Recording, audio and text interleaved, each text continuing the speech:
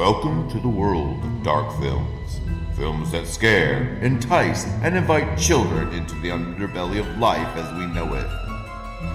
Come on a journey with the Literary License podcast as we explore in our Season 7 retrospective of dark family films as part of our 2 for 1.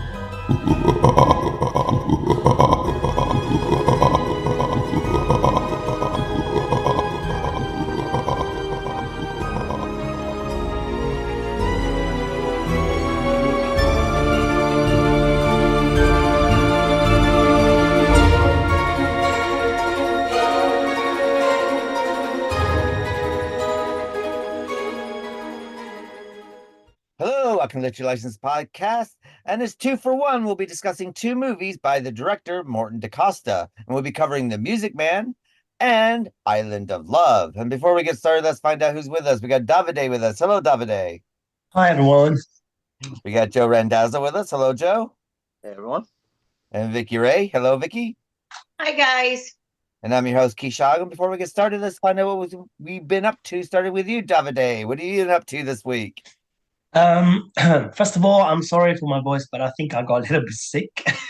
Again? Yeah, but I think it's he's working with me now. Oh, exactly across from me.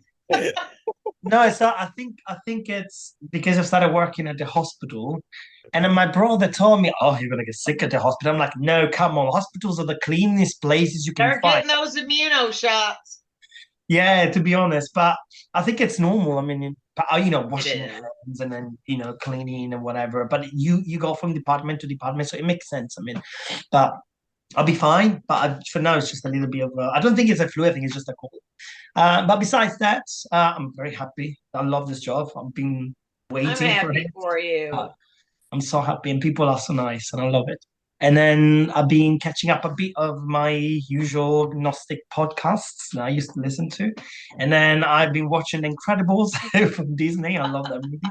I like The Incredibles. I'm still trying to resist the Christmas infection, and I don't want to watch anything Infection? Christmas-y. Oh, what do you mean, like Hallmark movies? Yeah, but unfortunately I watched Home Alone. I can't not watch You that watched movie. Home Alone? Oh my God, what will happen to you now? No. You like Christmas movies? No, I love Christmas movies, but I don't like Christmas things in general when the time is too early. So now we're getting to that point, and I'm kind of still resisting, like, no, it's not Christmas yet. And it's like, okay, let's watch It's it. Christmas week. Yeah, it is, to be honest. So yeah, but yeah, that's You got a great job. You're smiling. You got a cold. Lighten up, Francis. I don't care about the the cold. He gets to experience. It can't be that bad. You get to experience me at work every day. Oh my God, yes. I mean, what a bonus. He gets to listen to me on the phone to patients. Oh my God, I'm not going to comment on that. You're learning exactly what not to do on the job. Yeah, I guess. I had to sit there and say, though, it is quite funny. Like when I get off the phone with the patient, you can hear everyone start laughing. You're all so mean. I know you're just mean. Oh, wow. So, what about yourself, Joe? What are you up to? Speaking of Christmas movies, I picked up a copy of our the friend of the show, Sam Irvin's Christmas Made to Order on DVD on Amazon. I've seen that on Hallmark. Little plug for Sam. I haven't seen it yet. I'm gonna. It's still wrapped in cellophane. I've actually watched several of his movies this week, and they're really good. I enjoyed them. Who's in Made to Order? I think I've seen that one. I have not. Let me see. Alexa Penavega and Jonathan Bennett are in it. I wouldn't buy these things normally, but Sam's really cool. He's been really cool to us. Yeah, so he is. I picked up his movie when I saw it was available. So I'll be checking that out in the coming days. Vicky and I are probably, I don't know if Keith's seen it yet. Vicky and I are probably going to be discussing this Godzilla -1. I finally saw it on Tuesday. I was trying to contain my whatever. I just couldn't fucking take it. It was one of the best goddamn movies I've ever seen.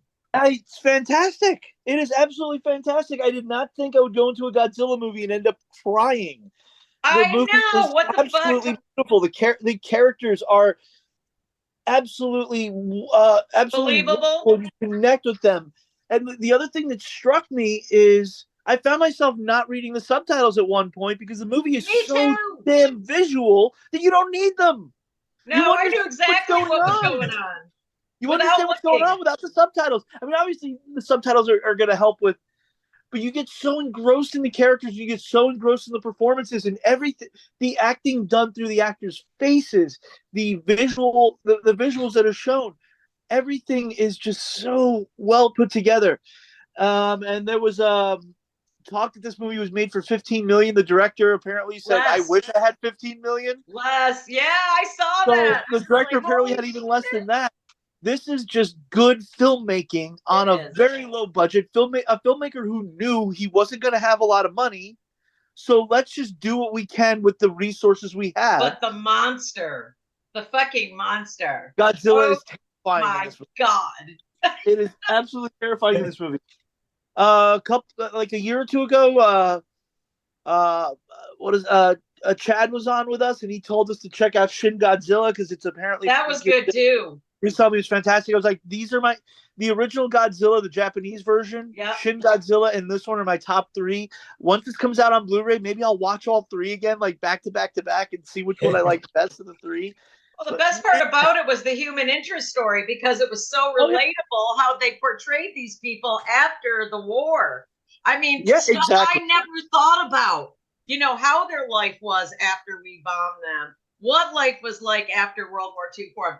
I mean, it just, holy shit, history lesson, dude. Just like, it was great. I mean, y'all gotta go see it if you're Godzilla. By the way, another good movie to see where I mean, this isn't a monster movie per se, but another movie that shows because Sherlock Holmes goes to Nagasaki after the bombing. No Is kidding. the movie Mr. Holmes with Ian McKellen. Absolutely.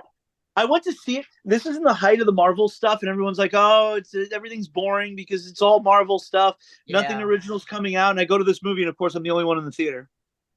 So Really, I gotta go see it again because I couldn't wait for Asher because of school, so I went and watched it without him, and I was in the doghouse now, so I gotta go back and see it again. Well, I think it's only a limited run. It might not be. It might already be gone from theaters. This is going to be Godzilla -1 might already be out. It might already be out of theaters. I don't know. You're gonna have to look. Are they gonna stream it that quick? It'll come out soon. This is a I'm glad I saw it on the big screen. I'm just glad this is a day one Blu-ray for me. The day it comes out, I'm grabbing it. Me too. That's definitely part of my Godzilla collection. I mean, I just can't. I just never seen anything like it. I honestly don't know what to say about it. I just never see anything like it. It was perfect. We've done Godzilla and Godzilla from 2014. Maybe we can do Shin Godzilla and Godzilla -1 at some point. They're also making a new King Kong versus Godzilla movie. I saw. I thought that looked. Who's doing that? That's the other series. That's the Warner series that's been going on. Is it with the Godzilla, King of Monsters? Okay. Yeah, we cover something that director did recently. We did it like a couple months ago. Oh gosh, I know. Oh God, we did, didn't we? Yeah, I can't remember. Wait, who's directing the new one? I gotta look it up again. Yeah, I don't know. Because he did the other Godzilla movie as well, but. Oh, is it Adam Wingard? Yes. Yeah. Yes. I thought that we had a Godzilla versus King Kong movie already from Warner. We do. This is a rematch? That one. I think it's but I think it's not a remake. I think it's a rematch. A continue. No, a continue. Yeah, rematch. Continuation. Yeah. Yeah, it's Adam Wingard, Godzilla, and King Kong: The New Empire. Why won't nobody make War of the Gargantuas, the two scariest fucking things out of the whole thing, of the whole Toho Productions, and there is no green Gargantuas anywhere? Somebody make it. Didn't that get remade like recently? No. But if there was a new Gargantua movie out, I would have seen it. It's not a King Kong versus God. It's not Godzilla versus King Kong. It's Godzilla and King Kong have to team up. Okay, so they're gonna fight Monster Zero, right? Or did we do that already? We did that already. So I think, and another thing is Adam Wingard as well. So it's, I think that he's got a habit of taking things and you think it's going to go one way and it goes somewhere else. If you All I look at, know is that this Godzilla. well, I mean, if you look at Your Next, but I mean, if you look at his other films like Your Next or The Guest, I think I missed that one. I think I missed The Guest. Because you guys did The Guest, and I don't remember why, but I did see that. Yeah, we did do that. That's right. I had to work that week. I think I was working at the school that week. You were. But he has a very unique way of looking at things, and he's working, and it's him that's worked the script as well. So, and if you look at his scripts, I mean, even Your Next, you think Your Next is going to be one thing, and by the time you see it, it's something totally different. Right. That girl's kicking ass at the end, and it's so, so I think that, to give Adam Wingard his dues, I think that what you're going to see won't be what you expect, which is good. I still like the movies. I love all those movies. I love all the monster universe. I don't care who makes it or what. With Adam Wingard, I think if it was like Matt Reeves or someone like that directing it, I got a feeling it's probably a lot of the same. But because he's doing it and he's doing the script as well, and has Dan Stevens coming back with him again, I think you're gonna have I think he's gonna take something and you're gonna think it's gonna be something, but it's gonna be something it's gonna hit you.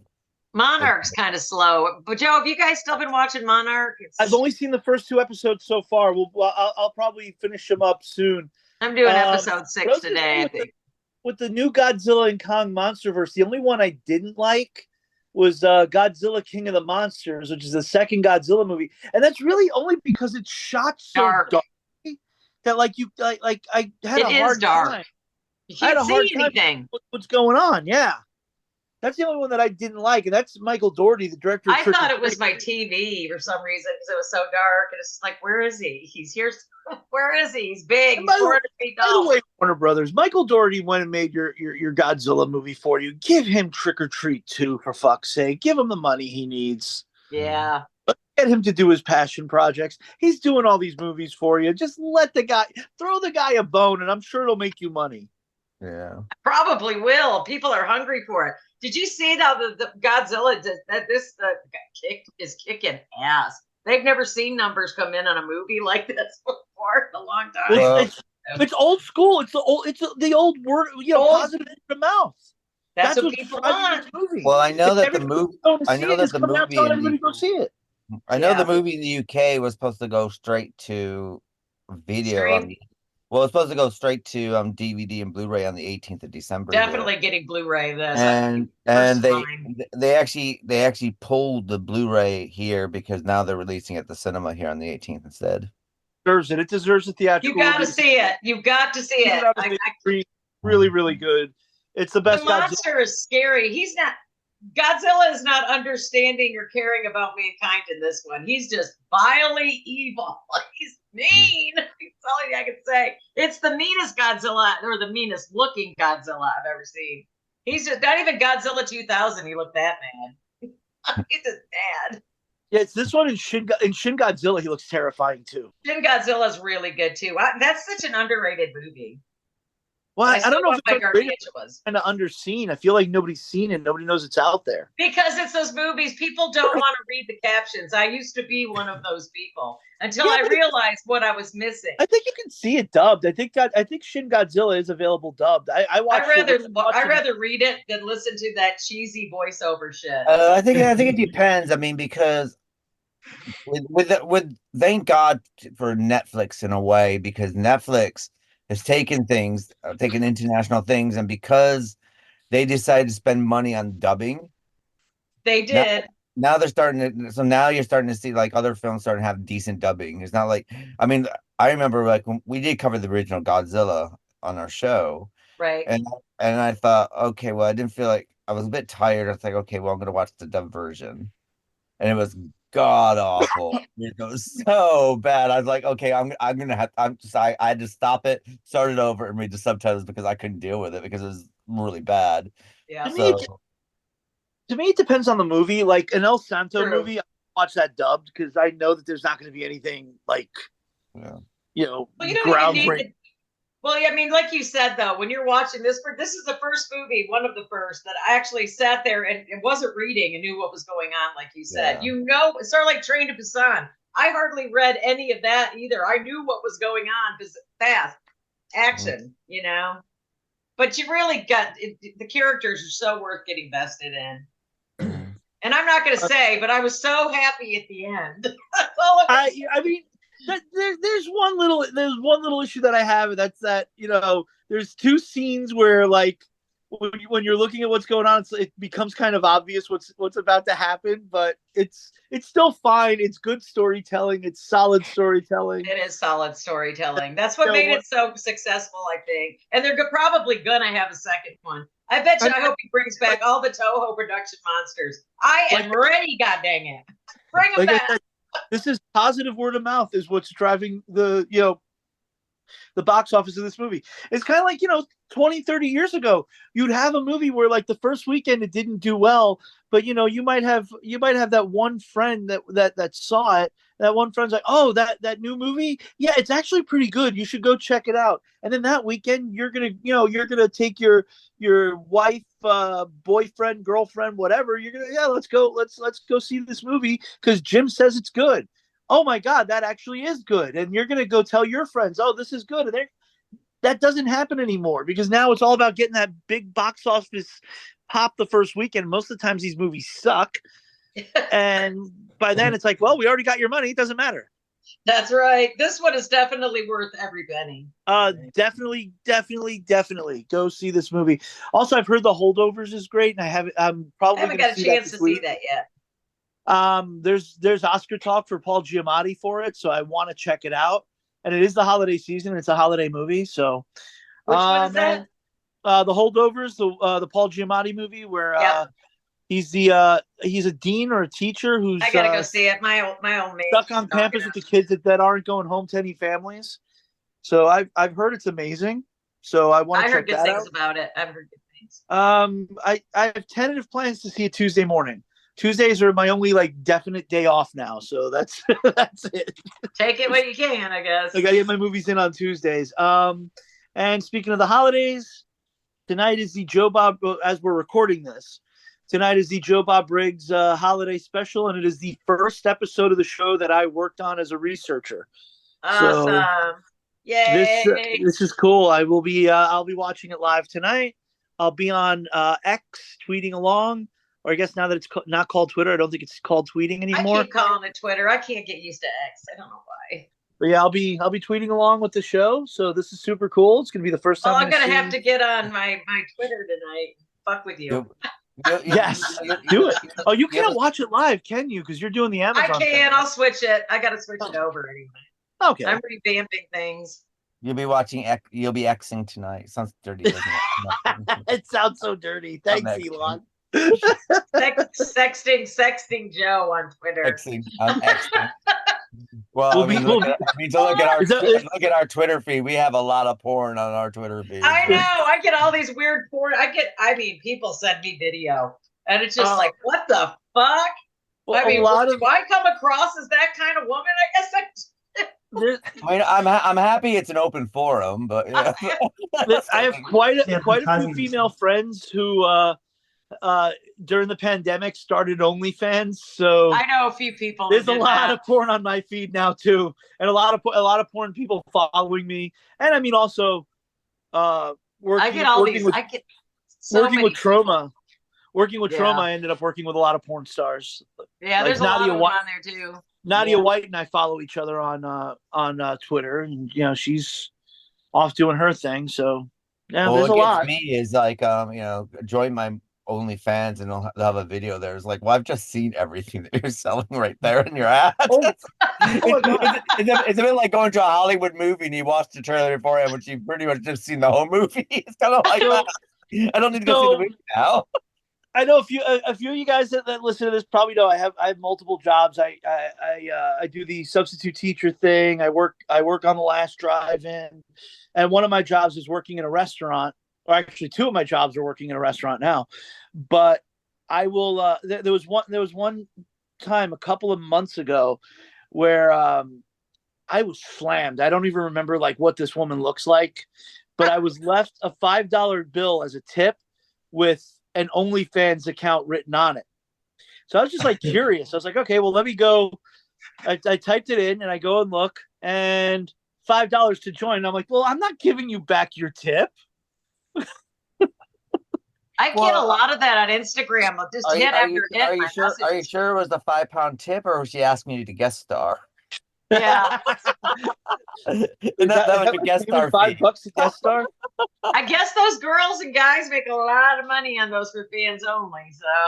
Well, I can't imagine. I think they won. I think they did it one time, but I got a feeling. I think it's starting to bottom out. Probably. It's overloaded with actors, with people working there. So I don't know if it's. Yeah, it's just nothing. It's a bunch of girls taking their clothes off, and you watch what they're doing on their camera on a daily basis. I mean, the ones boring. The ones that are coming across. I mean, coming across my thing is not naked people; it's people having hardcore sex. So yeah. I got that too. So, but I don't. I'm just thinking it's probably. I mean, I kind of so used to it now. I mean, I kind of wonder about porn to a certain extent, where I don't see how it makes any money because it's very easy to find free porn if you want to. So yeah. So, well, I mean, the internet definitely screwed up the porn industry. There's no doubt about that. Because you can get free. I mean, anytime you want to see anything, for whatever you want to see it for, you can get it for free.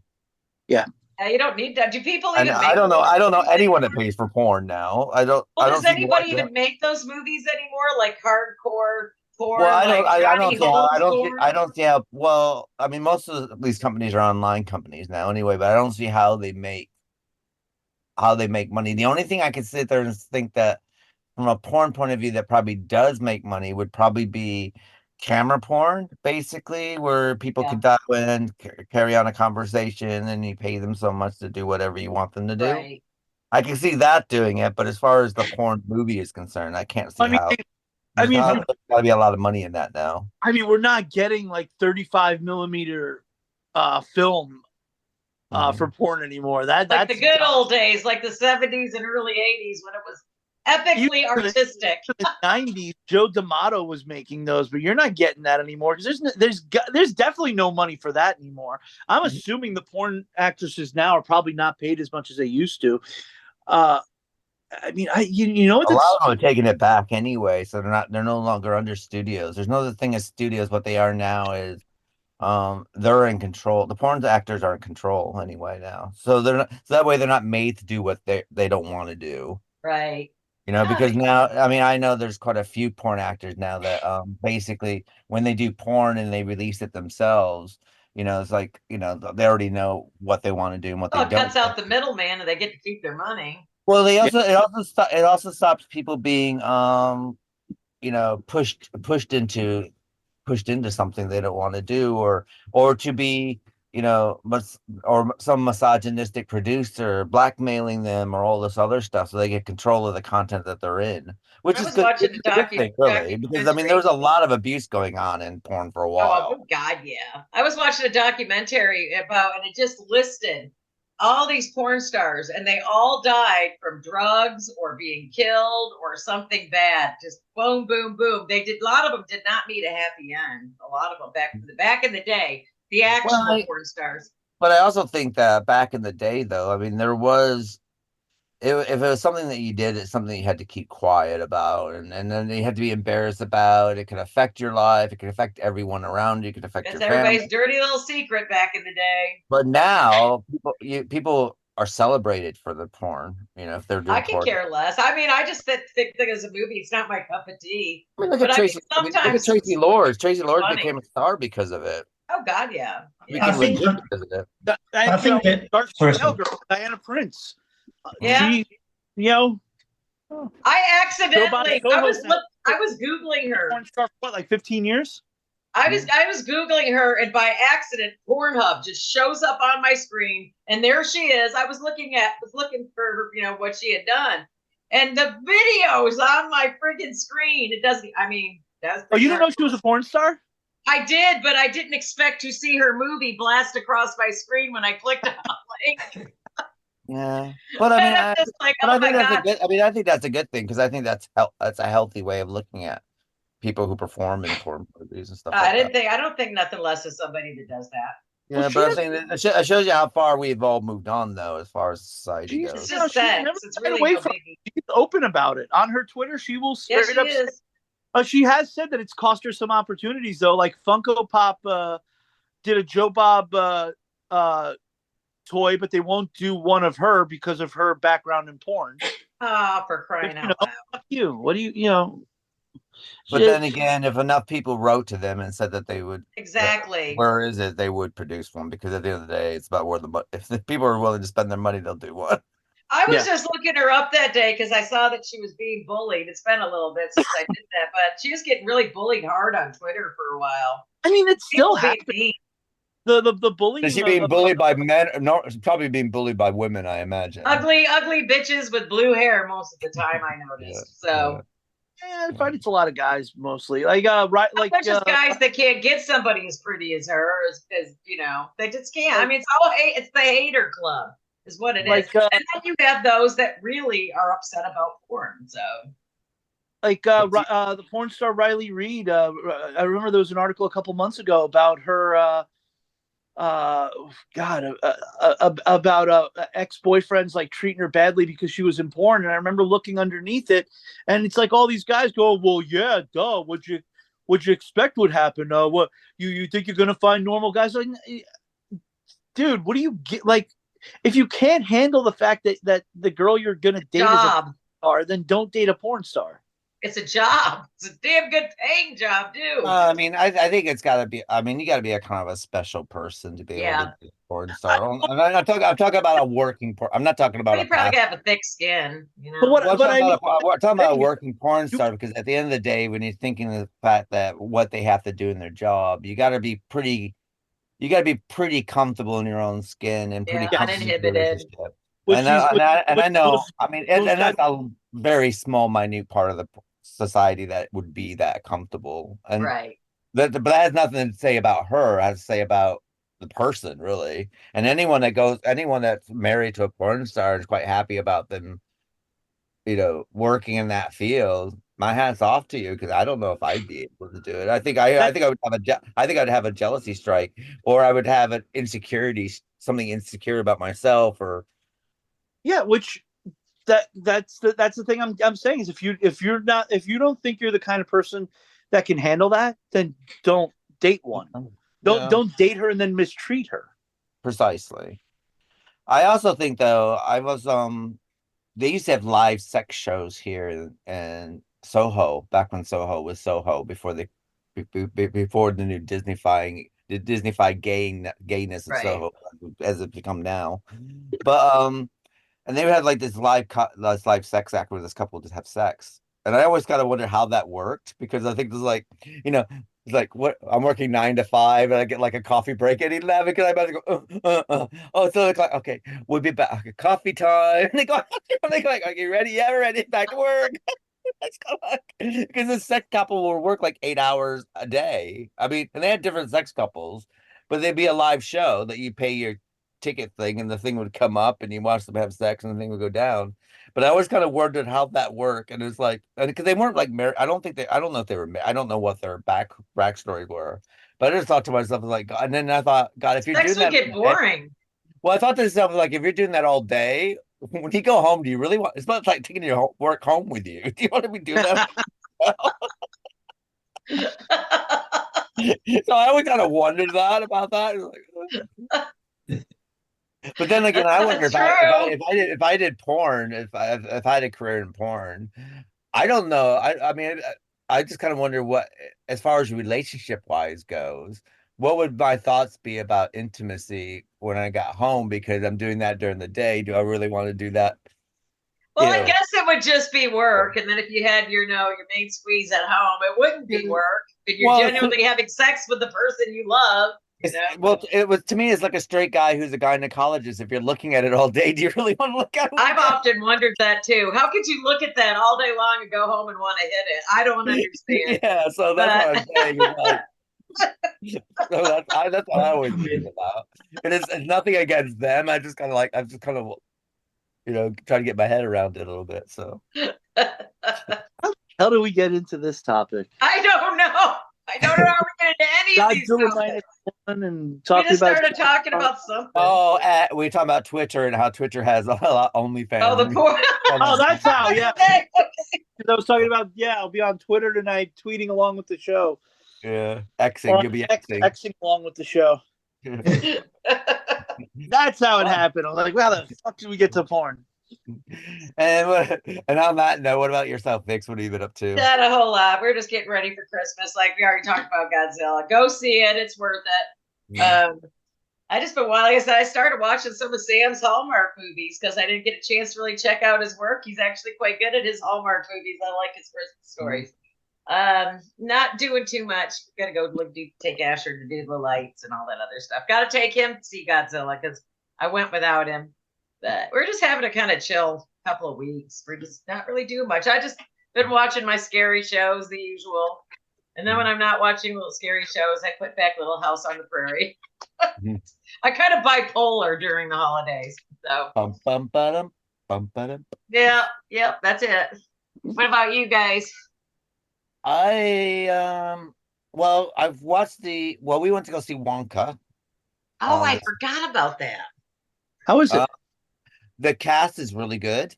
It's very family oriented. It's like an old fashioned family film. So I think I might not be the right demographic for it. It'd be interesting to see how the generation that it's meant for, if they'll carry this movie along with them as they get older. Who's the generation? Well, it's the young kids. It's a bit like the first time that you saw Chitty Chitty Bang Bang, or the first time you saw Willy Wonka, and how old you were, and how like we carry these films on with us. Who stars? Who's Willy Wonka in this one? Timothy Chalamet. He's very good. He's very good. Hugh Laurie as an Oompa Loompa is fantastic. Oh my God! Not Hugh Laurie. I mean, I'm Hugh Grant. Sorry. So Hugh Grant was on Oompa Loompa. He's the Oompa Loompa in it, and it's got a lot of. I mean, it's got a lot of English actors in it and stuff like that. Olivia Colman's in it, and it looks fantastic. Is it different from the other versions? It's a prequel. It's a prequel. Oh, okay. I didn't know that. That's how Willy Wonka became Willy Wonka. The only if I have to make some. I mean, there's some things I kind of wish, because the thing is that because we watched Willy Wonka, the original, which to be honest is a big diversion from the book. The Tim Burton version is more closely to the book than the Gene Wilder, but I enjoy the Gene Wilder version better than the Tim Burton film. So we watched the Gene Wilder Willy Wonka. So there are a few nods to there, but I kind of wish the movie is that Gene Wilder's Willy Wonka is a bit bitter, and there's something that's happened. That's the reason why he's closed everything off. So, and then he tells the story how he rescued the Oompa Loompas from the Snookle and all these other things. So I was hoping that with an origin story that we would kind of get that story, but then I guess when Ferris and I were walking home and discussing it, I guess that if they did that, they would probably end up with quite a down ending, and you might not want that. So I can understand that, but I would kind of wanted to see more of that, like an Oompa Loompa origin story going on and how that all came about. And but it's a cute movie. The music not very memorable, unfortunately. So they were totally different music then. Yeah, it's got totally different movie. The only two songs that are reprised from the original Willy Wonka film is the Oompa Loompa song, which is sung by Hugh Grant, and Timothy singing Pure Imagination. But other than that, I mean, it's a cute film, and I think it's gonna be one of these things that families will probably carry forward every Christmas for them. Good. So, but that was cute. And then I watched Paddington. I heard those are great, so I'm going to check it out. Yeah, I'll go see it. It's a sweet film. I just think that I can't really fault it. It looks fantastic. The CGI is okay. There's nothing very jarring as far as CGI goes. Decent though. Yeah, so you know, you don't go, oh God, it's not a CGI film. It's not like I didn't feel that way, you know. But the weirdest thing I think I seen was Candy Cane Lane, which is on Amazon Prime with Eddie I want Murphy. to see that. I haven't started that yet. Eddie Murphy is excellent. Everyone is excellent in it. It starts off like Deck the Halls with Jamie Lee Curtis, you know, where you know they're fighting Right. about having the best. And then I'm not going to give anything away, but then it goes into like a very strange movie. Yeah, that's what I'd be I heard interested it that was once you see strange. it. I don't want to Okay. give anything away, but it's a strange movie, and I'm not quite sure what I think I'll check about it it. out tonight. It's watchable, but when I was it's watching the trailer, I remember the trailer taking a turn, and I'm like, wait, that's not where I expected that to go. yeah, Yeah. I saw the trailer. it goes really dark. It's like, okay, It looks fun. yeah, I'll have to watch I it. would recommend it, sort of thing. It's something different. Good. Yeah, And then, different is good. then Amazon Prime has just released a bunch of independent horror films for 2023. Really? There's the final summer and so on and so forth. So I've been glancing through a couple of those. They're very low budget, so Right. um I watched one and a half. So far, I mean, I know they got a low budget and stuff like this. I just kind of wish that the script. I mean, one's got Tom Matheson in it. And I kind of was just hoping that if it, it's like a bunch of friends got together and they hired people because they knew who they were, not because of their talent. Because there's a lot of really iffy acting going on, and they're like, what? But you know, I mean, I'm gonna still rake through them and see what's going through, and hopefully it's something might shine. So, I'm sure there's something shining amongst these 18 films that they just released from. So check that out. But other than that, not a lot really. Getting things ready for the Christmas party this week.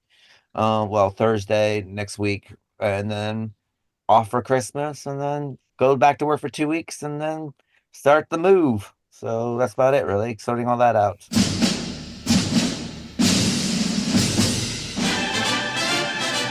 Well, on that note, I guess that brings us to The Music Man. Well, The Music Man is a 1962 American musical film directed and produced by Morton DaCosta, based on Meredith Willson's 1957 Broadway musical of the same name, with DaCosta, who also directed that. Robert Preston reprises the title role from the stage version, starring along Shirley Jones, Buddy Hackett, Hermione Gingold, Ronny Howard, and Paul Ford. Released by Warner Brothers on the June 19th, 1962, the film was one of the biggest hits of the year and was widely acclaimed by critics. It was nominated for 6 Academy Awards, including Best Picture, with composer Ray Heindorf winning Best Music, Scoring a Music Adaptation, or Treatment. The film also won the Golden Globe Award for Best Motion Picture, Musical or Comedy, and Preston and Jones were both nominated in their respective acting categories. In 2005, the film was selected for preservation in the United States National Film Registry by the Library of Congress as being culturally, historically, and aesthetically significant.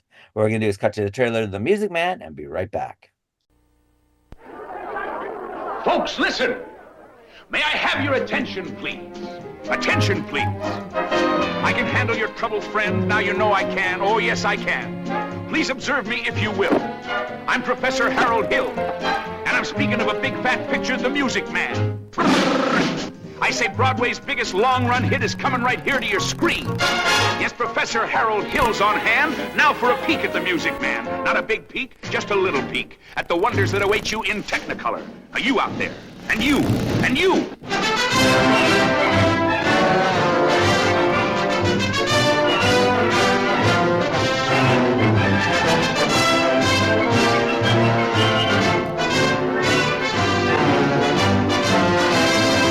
Hello, welcome back to the Issue License Podcast, and we're talking about The Music Man from 1962. So, Davide, what are your thoughts of The Music Man?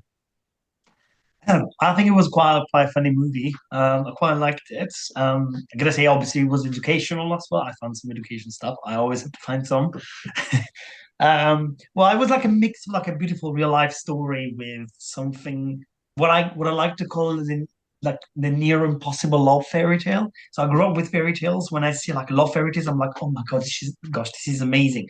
But at the same time, it's like, oh god, this is too good to be true. It's like the sort of situation when it's difficult things to happen for real, but you never know.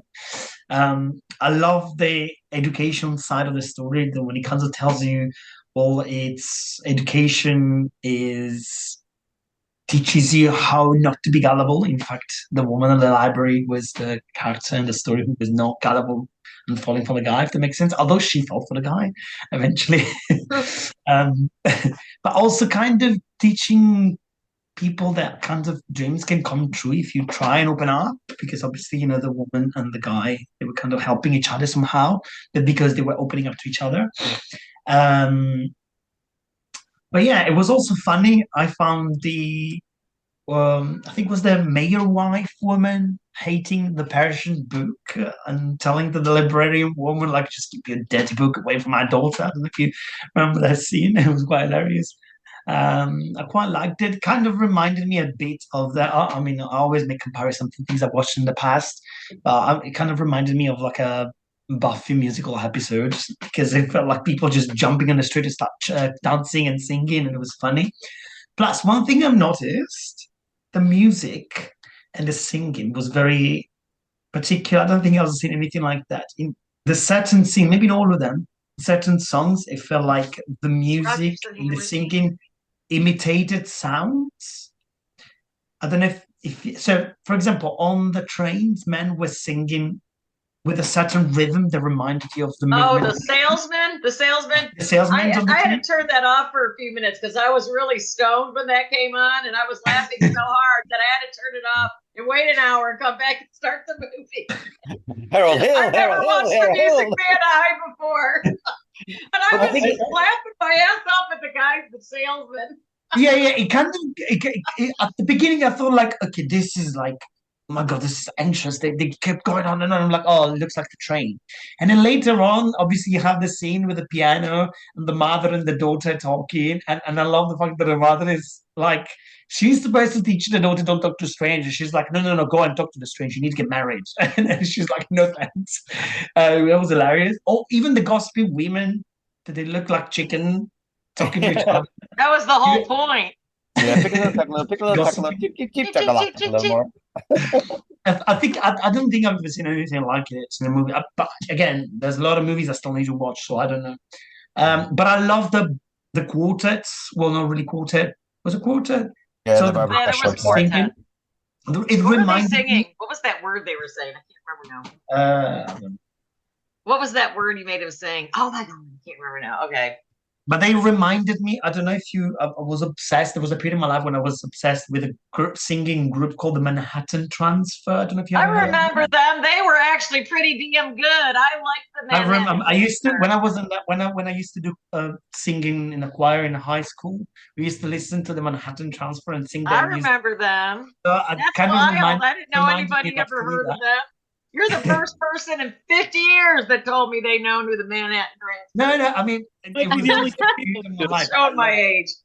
I love them, man. And we used to sing their musics and stuff. But I think I really liked them, to be honest. It They're was actually quite kind of fun. It's a fun band. It really is. My father loves them. That's why. Well, they're still going. Yeah.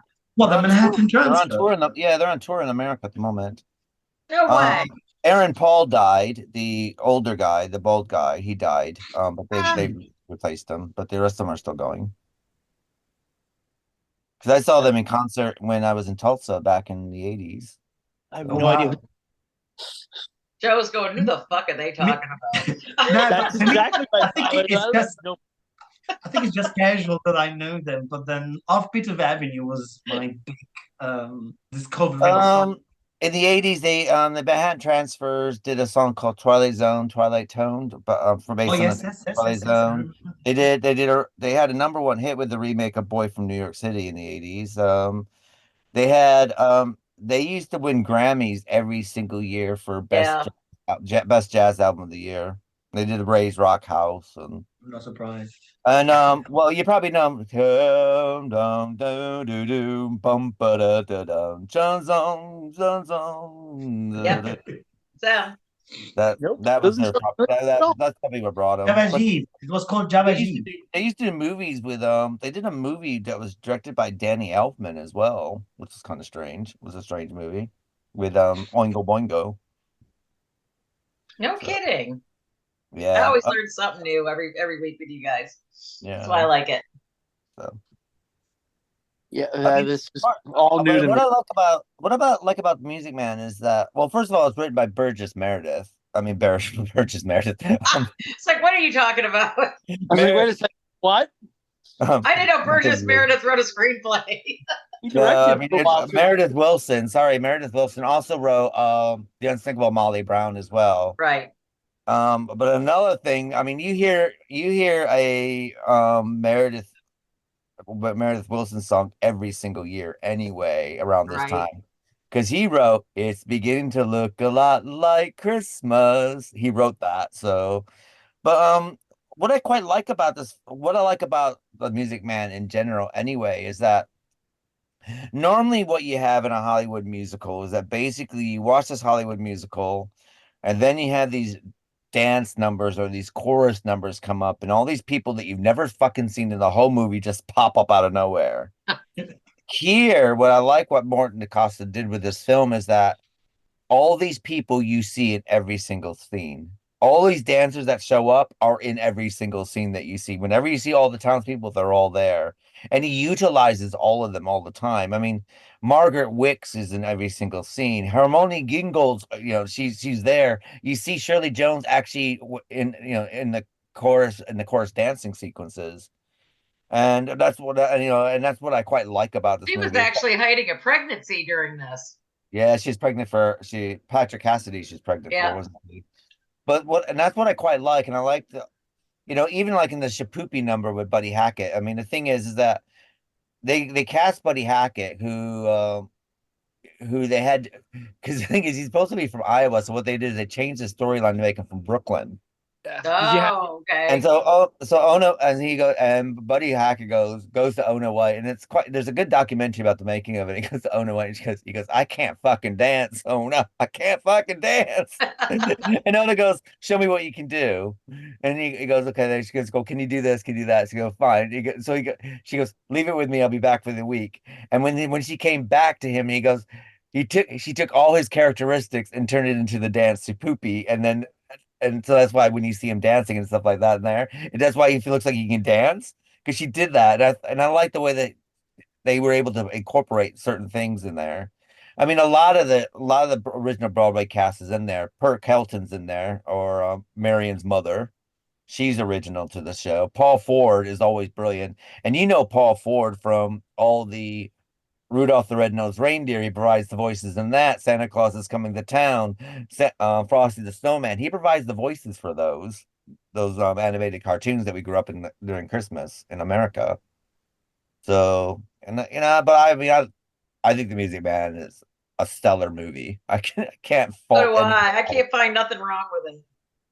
And now, thanks to Conan O'Brien and Phil Hartman, in the 90s, doing a parody of The Music Man on The Simpsons with the Marge versus the Monorail episode. It's kind of taken on a whole new life for those of us that watched that show. Is that the monorail salesman is based on the main character here. That song and dance number in the gymnasium here is recreated for The Simpsons for one of the most famous songs, that monorail song. Some of the voice beats, at the beginning, right before the song, are taken directly from The Music Man. With Phil Hartman's Lyle Landley saying, "There's nothing on earth like a genuine electrified 6-car monorail," and it's almost exactly taken from The Music Man, almost just beat for beat. So that's a really cool thing, is it's kind of taken on like a little life of its own. He's a con man who's traveling around. At the end, Marge is the one that finds out that he, all these other places that he's mentioned he's been to, they all see him as like this con man. The ending's a bit different. There's no redemption in The Simpsons like there is here. But yeah, that was one of the things that really stood out on this, is that that episode, one of the most beloved Simpsons episodes, is entirely a parody of this movie. I mean, another thing I like about the Music Man as well is that I think the reason why it's a lifelong credit and it's going to live onwards and onwards. I mean, it's performed all around the world on stage and stuff like that. But it's basically the con man. But basically, if you take out him being a salesman, put him in as a politician. Yeah.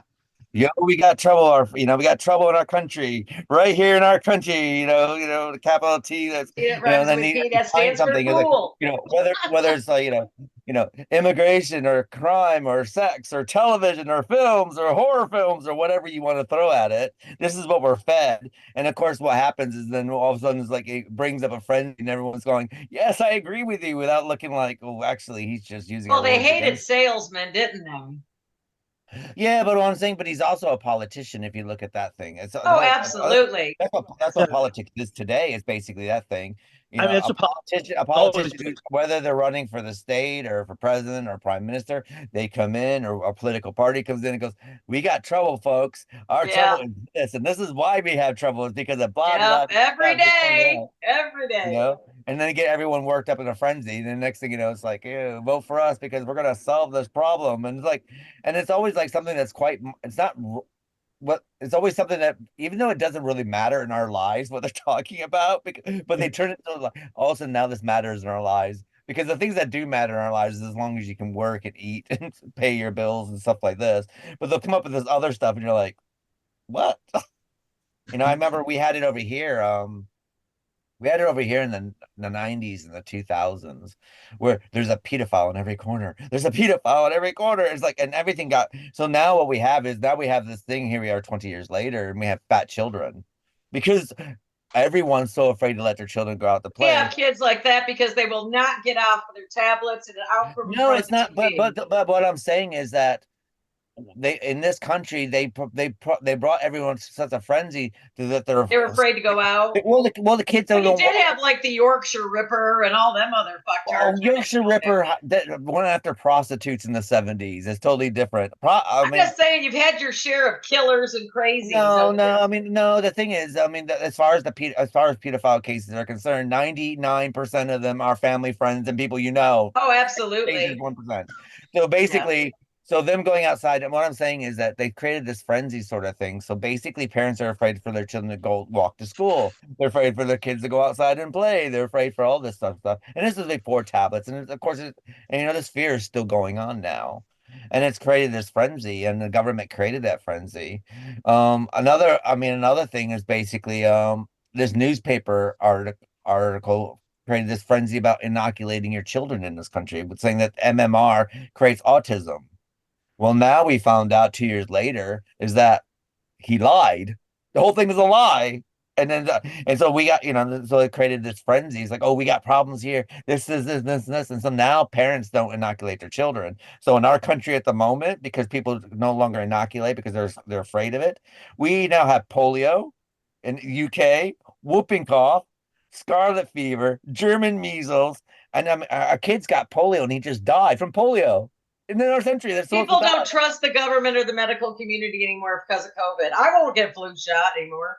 No, I'm not. But what I'm saying, I think that's what it is. What I'm saying is that basically what you do is that you bring up a frenzy, take something, make it a platform, get everyone friends up on it for people, and then people get scared about it, and then run with it, and you get what you want. And that's what I quite like about the Music Man, because that's what he is. He's frenzied this whole town up to sell his goods. And he knew exactly who to frenzy up to. It was the older ladies and all the old peahens there. What was that one lady? She kept giving her crap of reading Balzac. You got that about book banning and books, banning books and all the other stuff. I mean, it's all happening. All this stuff happens today. So, and we still fall for it. We fall for a lot of it, and that's what I mean, that's right through Music Man, because that's the thing. It's all about taking someone's fear and selling it for your own benefit. The United States government, they made a career out of it. I think But it was Robert Preston was great though in it though. I mean, they wanted Cary Grant for it. I guess Meredith, what was her name? Meredith Willson. Is Meredith that her Willson. name was in it? She wouldn't be in the movie unless Robert Preston was in the movie. But he did. Shirley Jones. No, wasn't her. It was. Oh wait, not Cary Grant. They said Robert Preston, who was doing the lead role on Broadway, was not even offered the role until Cary Grant. They offered it to Cary Grant. Shirley Jones. Oh God, what was her name? I cannot find it now. But she would not do it unless Robert Preston was in it. Not Vernon Reid. That's what he just said. But Meredith Willson. She's the one that wouldn't do it. It's a he. I mean, get your pronouns right, woman. Don't even go there. You know, my only pronouns are F and you. You know that. But Shirley Jones I've watched this interview with Shirley Jones about the making of this, and she sat there and said that Robert Preston was very bizarre to work with.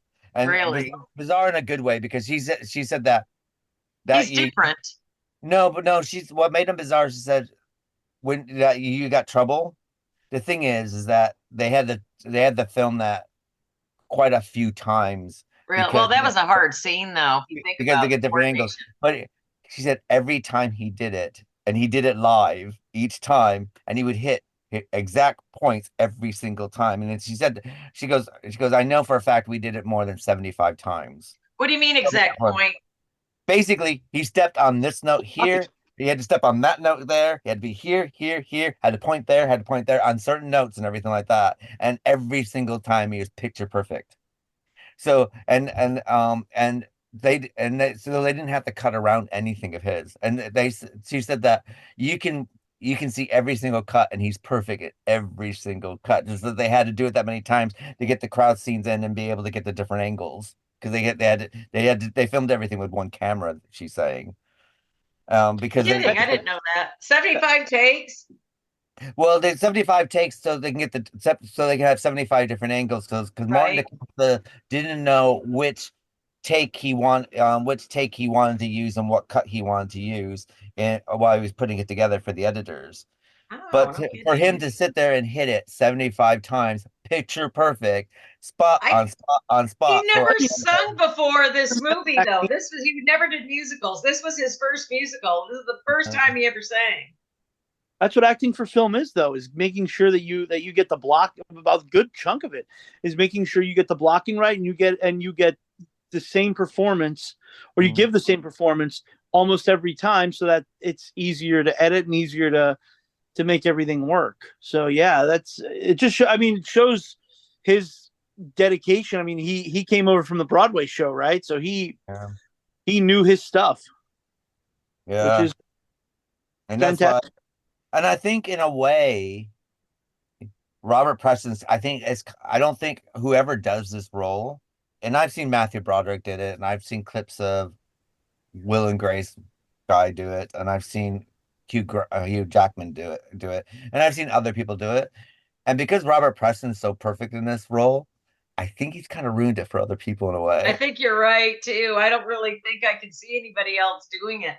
But Hugh Jackman, like I said, I didn't even know he did musicals until last week when I was looking for these movies, and then I came across Oklahoma with Hugh Jackson.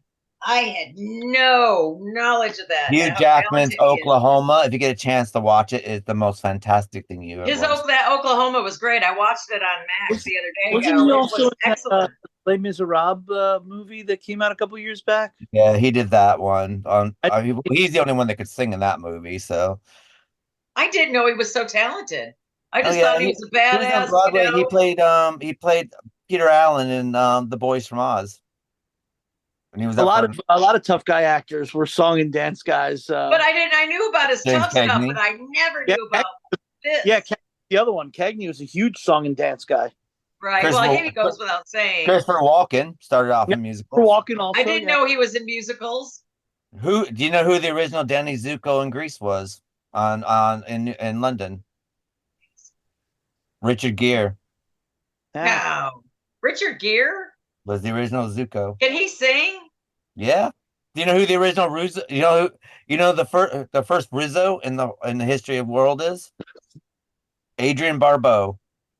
I could dig it. Sure, there is no Rizzo. So I'm just saying that a lot of these people come from the stage and then it's like off they go onto Burr.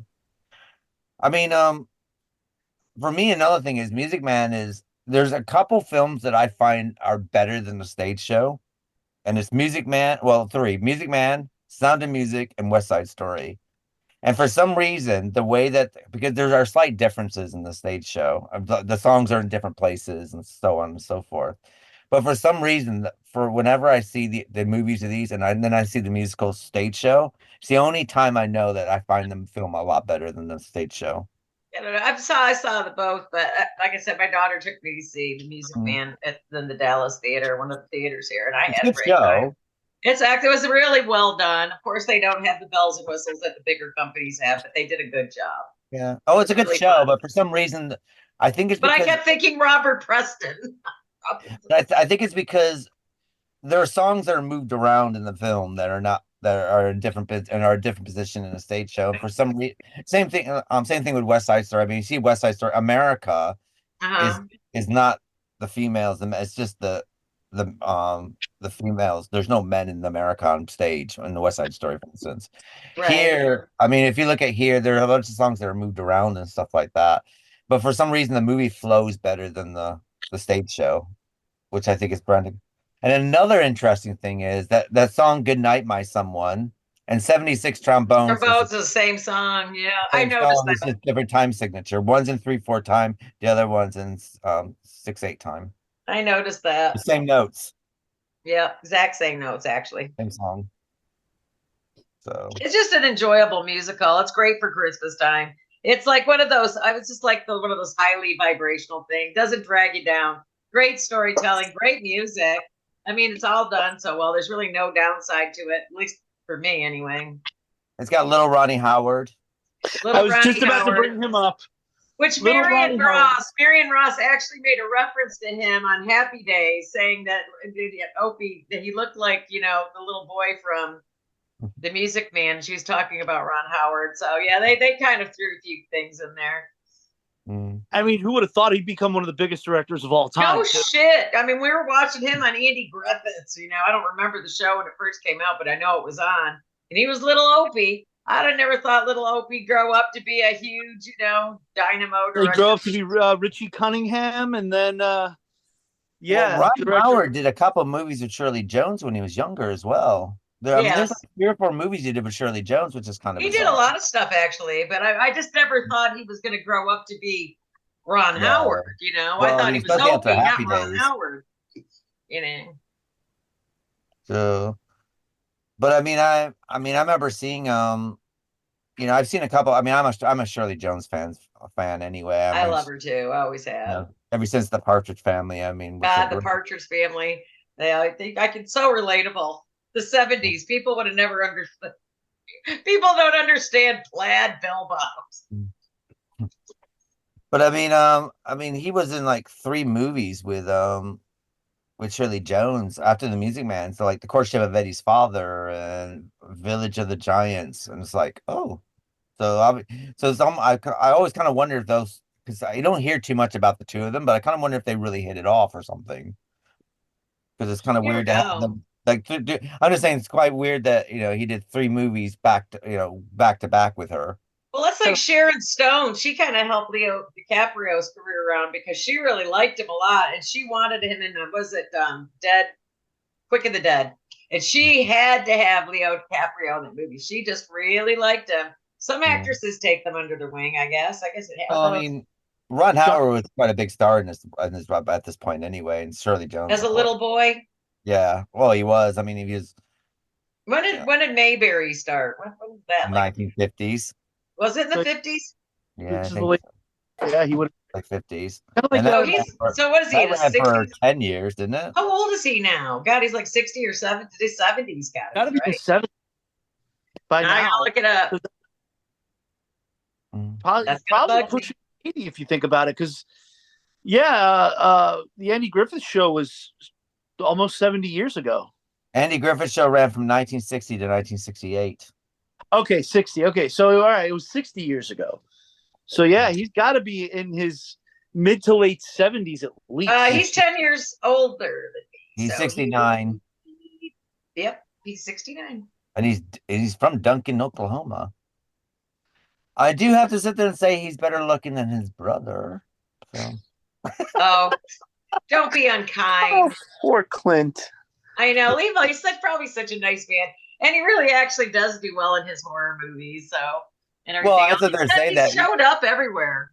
Well, I mean Ron Howard and his brother Clint were in like two of the biggest rated TV shows of their time because he was doing Andy Griffith and his brother was doing Gentle Ben at the same time. Oh, he was doing.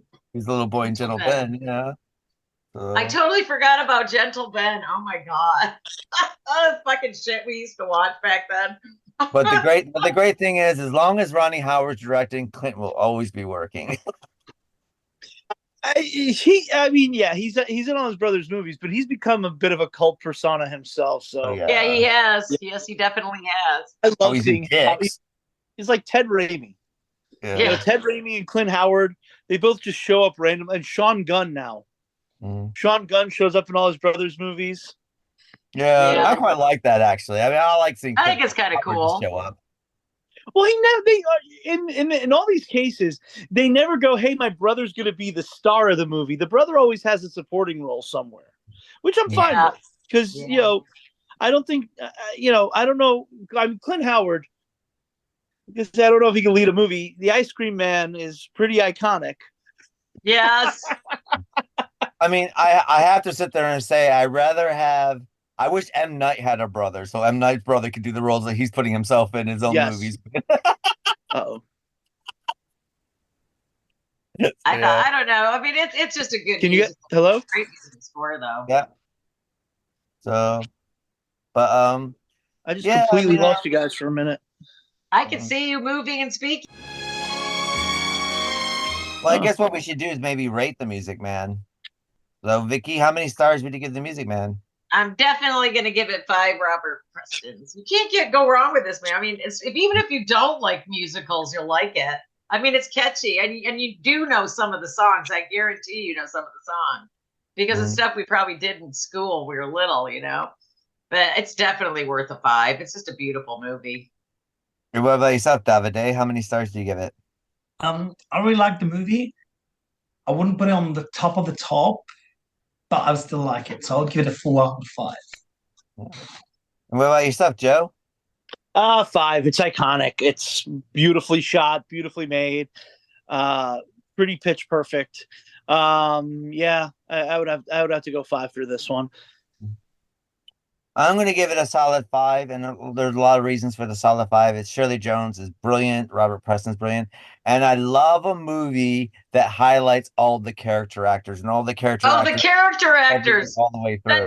We always remember that, like even for all of our episodes we did of big guy, fat, does scary movies, The Birds. Oh, Alfred Hitchcock. God, Alfred Hitchcock. I need some more fucking coffee, guys. But I mean, we were talking about all the secondary characters that he always put in his movies, and they are so important.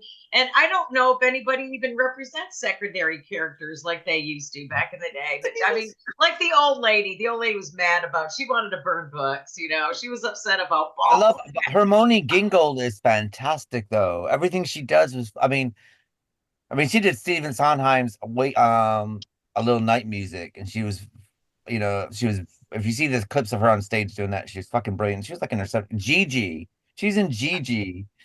She was brilliant. If you look at Margaret Wicks, she did Sister Act 1 and 2. That's right. She was in there too. That's right. I forgot about her. And you see her like in the old, Abbott and Costello films, and yes, absolutely. And the funny thing about it is that Margaret Wick's last movie was the animated feature is a gargoyle in Hunchback of Notre Dame, and then you look at Buddy Hackett's last film was the Seagull and Little Mermaid. So Buddy Hackett. I didn't say nothing about him. So that was pretty cool. Buddy Hackett was such a good guy in this. I mean, Buddy Hackett didn't really get a whole lot of creds back in the day, did he? But That was a- I even like the two teenagers, like Great Honk and Egads. You know what I Oh, mean? I know. Yeah, I forgot about that. You just got to watch it to understand what we're talking about. It's so worth and it. I love the costumes are fantastic. The the sequences like Mary and the librarian, the way that that's filmed, the way that it's all Marion choreographed, Library. and Yeah. you know they did that all in one take. Most of that's done in one take. I know. I was sitting there wondering. I wonder how many takes did this, do this, this, and that. And it's just because God, it's so involved. All the And choreography. I just think it. And the problem that we have with musicals nowadays is that they don't know how to film the dance numbers at all nowadays. It's all like quite quick edits and quick. It was like the new West Side Story. That We're was too here. fast. Yeah, but West Side Story is another one that they knew what they were doing when they because now The new but one, not the old one. you can see I mean you see their legs moving. It's not Yeah. just from the waist up, and I think that's what's quite great. I said before, another thing is you can tell that everyone was there. It's like they cast everyone in their parts and stuff like this. They cast the chorus people, the town people, and they were on set all the time. Apparently, if you weren't called, you were on set still.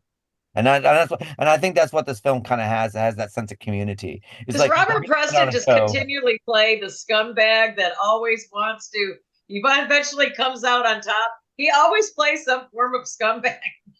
Well, I mean, his next musical would be Mame with Lucille Ball. Yeah. He plays Beauregard Pickett Burnside, which is quite fitting.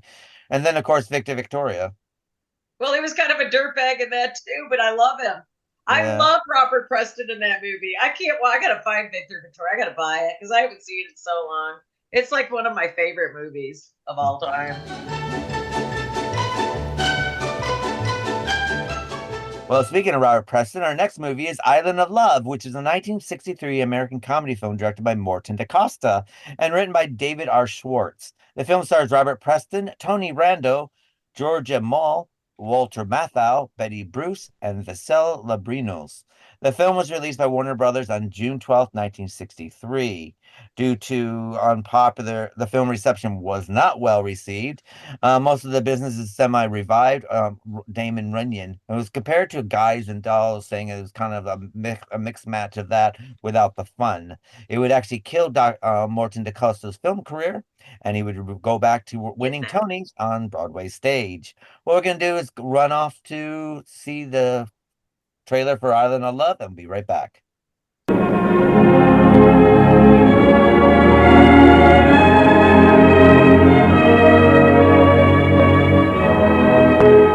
We're on Hydra, one of the legendary islands of Greece.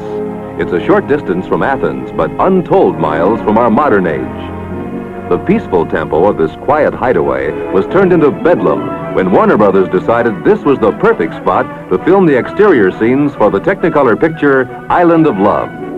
Where cameras and movie makers go, site technicians building their own Grecian ruins for the picture. Since this was going to be the Island of Love, a temple of love with appropriately classic statuary was a must. Instead of resenting Hollywood's disregard for their own authentic ruins, the natives quickly got into the mood, and before one of the stars of the picture prepared for his turn before the cameras, while some lesser-known web-footed players responded with alacrity to direction. Sometimes an actor is required to do strange things for his art. Ask Tony Randall.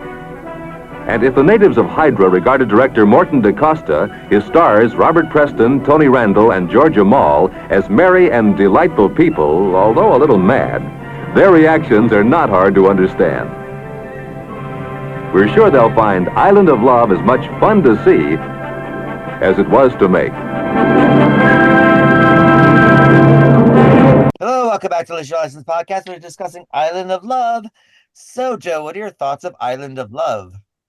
Well, I went into this last night thinking, because of how it ended Morton DaCosta's career, thinking this was going to be this massive, unwatchable train Horrible wreck. piece of shit. I know. But it's not.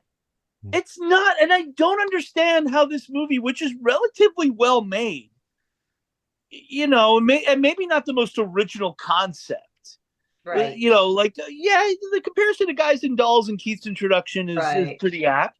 And while I understand that it wasn't the most original thing, I don't understand how this movie would have ended somebody's career. I don't get it at all. I mean, did he do something in Hollywood that he got blackballed or something? I think it's just, I mean, look at what happens to the lead characters in this movie. They make a movie that is a failure. Yes, exactly. Life imitating art. The movie fails. And I mean, hopefully he didn't have any mobsters coming after him. But oh my God, Walter fucking Matthau, man! What the fuck, Walter Matthau. Walter Matthau's great in this. I think he's my favorite. I think he's my favorite part of this movie. How did he even? Did he come out of the womb as an old man though? That's what I was telling you guys. Out of the womb as an old man. That's what I was asking y'all. I've never seen a movie where he looks young. The other day. And she's like, did he just always have like an old man face? This just looks old, no matter what year it is. But he's like the male version of Angela Lansbury because she always looked old. Yeah. Yes, they do. Yes, exactly. Yeah, there was even an Elvis movie where she was younger than Elvis but played his mother. His mother, yeah. Hawaii. But if you watch her in that movie, Samson and Delilah, she's like the princess in that with Victor Mature and not Hedy Lamarr. I can't remember who it was.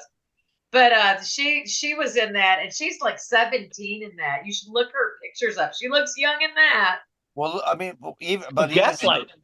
Gaslight was her first movie, and she looks about 30 to 40 years old. she just looks like a mature. Well, she just had a mature-looking face. That's all. Manchurian Candidate. She plays Lawrence Harvey's mother in that, and Lawrence Harvey is like 7 years older than she is. I don't get it either. I guess some people just. Yeah. But Walter Matthau just looks like he was born old. I mean, was he even an infant? He came out of the womb at 37. Oh my God! But you got to admit, he's fun to watch in this movie. He just makes the film. He actually stole him and Tony Randall steal the entire film. Actually, because Tony Randall's just like, what is he kept having a bad dream about something? What did he kept saying he was having a bad dream about? He just knew that his life was over because they were going to get him in trouble.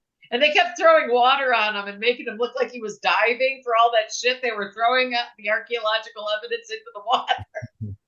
I mean, they just fucked with Tony Randall throughout this whole movie. I love Tony Randall in this. I mean, he was epically funny. I mean, I don't see anything really bad. It wasn't as great as Music Man. I get it. But it was a good movie. I was laughing. I mean, I thought it was funny. I think the way that it was filmed, it kind of reminded me of those films that came out around this time, like the Gidget films and stuff like that. Yes, it had that kind of film quality to it. So, it did. I mean, there was when I'm watching this is the first time I've seen it. I've never seen it before. I haven't either. But same. This is the first time. I was expecting Sandra Dee to pop up at some point because I had to kind of feel about it. You know what I mean? Those kind of 1963. Yeah, it did kind of have a Gidget vibe a little bit. Or Annette Funicello. It had more of an Annette Funicello vibe than a Gidget vibe. Yeah. But it had that same kind of film quality, that 1963, the ones that you watch on a Sunday afternoon. And you watch movies and you kind of watch them. And then they got a look about them. But you never quite remember what you just saw. It's like, if you ask 2 days later what you saw, and you go, I saw some movie. It was quite good. You're right. They do have some kind of vibe and some kind of look to them. That kind of particular film and around that time, before we were born, kind of thing. Yeah. But Walter Matthau, Jesus Christ, I couldn't stop laughing. I would love to see the takeouts from this movie. There has to be takeouts. They probably haven't survived. Yeah, sadly. Because that's one thing. Vicky and I both. First off, this movie is. If you're not getting a DVD, you're not finding it. I'll sell it to you for $50 right here. I've got it. I've got a copy. This is just like, wow! I cannot believe. And we're never going to get any outtakes or anything released because this movie apparently, from all looks, it looks like it's being buried by Warner Brothers. Like if you buy it on Amazon, that way. You're getting a burned DVD-R. When you put it in the disc, it's just a blue screen with a Warner logo, and your option is play movie, and that's it. That's what I got. I got the exact same thing. There's no Easter eggs. Like you're lucky. Play movie because you're lucky you're even getting that. Well, I just got it yesterday and finished it this morning. I was getting nervous. I was going to have to start watching excerpts on YouTube to have the conversation. I mean, it was supposed to be here Sunday. It's just like, oh my God, where's my movie? This also serves us right for ordering the DVD the week before we needed it, or a couple days before we needed it, and it's during the holidays, so of course Amazon's going to get delayed. I usually can find anything anywhere. No matter what, I can find a movie I'm looking for, whether it's one of these hacked sites that I have to have a VPN and supercharged malware thing on my computer, but I usually find them. This movie, you can at least rent it on Prime for like $3. Well, it was there on Prime, but it wasn't even there. They said unavailable. It was there, but it was unavailable to watch. But whatever, we managed to get our hands on it. But yeah, I don't think we're ever going to get any outtakes for this movie or anything for this movie, because it just seems like Warner's just kind of like, yeah, we own it, and that's it. It's not really. Did you think it was kind of a schlocky slapstick kind of, with the music and how the shit ends towards the end with the gangsters coming to Greece? And I mean, yeah, I mean. I think maybe part of the problem that people have with this is early on exactly where it's going as soon as she says her. So it takes a long time to get around to the point, and maybe that's something that that audiences and critics didn't really like. But I'm of the opinion that the cast is so charming in it. Yeah, you get away with a lot with them. I think I asked Kate this morning on WhatsApp, and I've noticed this through Dark Shadows and a lot of movies this time. Was that the formula they had, like the newscast formulas we have on TV? Older man, beautiful young woman. Is that what they did, the kind of way things were back then? I don't remember. Well, I mean, the thing is, they're still like that. I mean, that's like, you see a film with Warren Beatty and the wife's normally 30 years old. So, I mean, it's still going on today. I mean, recently Tom Cruise was criticized because he's in his late 50s, early 60s, and his late like 35. Yeah, I mean, it still goes on. I mean, you still see it today. It's just that I think men just go for more plastic surgery than I did. And actually, this is actually a real life thing. I'm sure people listening to this know who Charles Band is, the guy who, the owner of Full Moon Entertainment. He's 72 years old. And he just married Robin Sidney, who's the lead in a lot of his movies for the last 20 years. And she's 40 years old. And I saw a lot of comments like beating them up over the age gap. And I'm like, oh, fuck off. I can't say anything about age gap at the moment. No, you definitely can't say anything about any age gaps, but I still love you, buddy. That is, she's 40 years old. I think the age gap at that point doesn't matter anymore. When the younger person is especially when the younger person's in their 40s, whatever. That's stupid. Age woman. Dumb. Well, I mean, if I'm 92-year-old mother just started wanting to date, say, Davide, I would have an issue with that. There are limits, to what you can do. I mean, I think it also, to be honest, when it comes to age difference anyway, I mean, and this has nothing to do with the film. I think it has to do with the simple fact that I think you have to look at maturity levels situations. Yeah, absolutely. And I think it's somewhere meeting somewhere in the middle as far as your maturity levels go. I think it's doable. If something happens though, let's say that you're, we're not get in trouble. If something happens, just spit it out. I'm just saying, if you're in your 50s and you're dating a 20-year-old who acts like a 13-year-old, then it's like, then you kind of go, okay, what's going on here? Situation. Yeah. It makes sense. But at the same time, it's like, I think that it's. I mean, I probably would have frowned upon it a year from. Well, I'm just saying, there's just something about that. Well, we used to laugh all the time because who was it in Dark Shadows was always hitting on Victoria, Yeah. I mean, he was. But I think it was something about this time. There was very gentle. They looked like polished gentlemen going out with very, very younger girls. I just noticed that for all these films. It was acceptable back then. I mean, it seems that.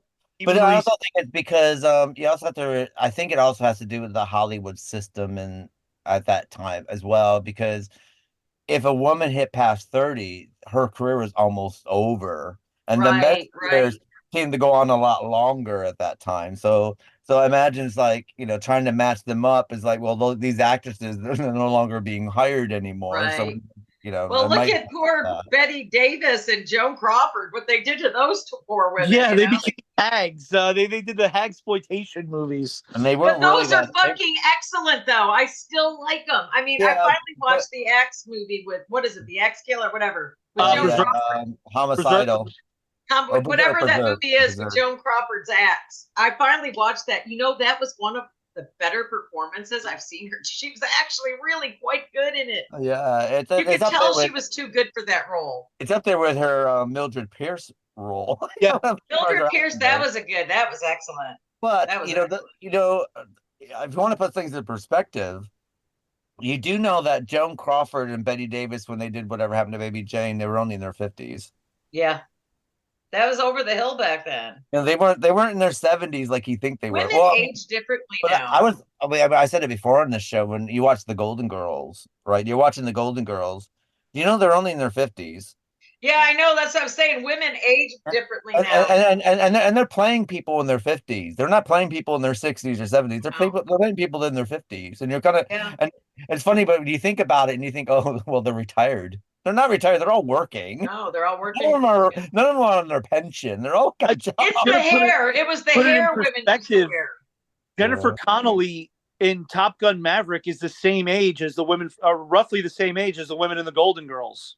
Yeah, she looks fantastic. Yeah. So if you want to, you know what it is, and I'll tell you what it is. They used to always want to dress you like your grandmothers and women. I mean, I'll go to the complete. Like, I go into a store now, and they've got all this old fucking lady clothing that I will never wear. I will never wear old lady clothing. I have to gravitate to the other side of the store. But do people wear old lady clothing anymore, though? I don't. I mean, if I look at people my age running around, women I work with and stuff like that, and they're all around my age, I don't see anyone wearing old women clothing. No, this is what I'm saying. What's in the store? Like, just go into the department store. Look at the women's section, then look at the young. Excuse me, the younger girl section. Excuse me, big difference. Totally big difference. Okay. Pretty clothes, ugly old lady clothes, and they still do it to us. We're just smart and will not buy that rubbish anymore. That's why we wear our hair long. I don't see a lot of people buying that, so it's kind of weird. Without the helmet, the helmet hair, Well, yeah, I mean, there was a while there where women would wrap their hair up in toilet paper and go to bed back in the day. But I mean, I thought that was long gone. That was like 80s shit. So no one does that anymore. No one was doing it in the 80s. We just stopped dressing like our parents. But then again, I guess if you also look at the time this film was made, I mean, it was old men making decisions. How old was Robert Preston when he made this? You wonder, 40s? I don't know. He could be in his 30s, but men just kind of just look older. Because everybody aged. Because I mean, if you look at him in The Music Man, and then you see him in Mame, which is 10 years later, right. And then you see him 10 years later in Victor Victoria, he looks the same age. Yeah, that's what I was wondering. Did the man just stay the same age forever? He didn't. I mean, he looked a little different in Victor Victoria. You could tell he'd gotten older. Well, he's gotten older, but he still had it. I mean, he was singing and dancing still, and but I've kind of wondered, but I mean, I kind of wondered the whole young women thing against older men casting. I kind of wonder if that's just male Hollywood.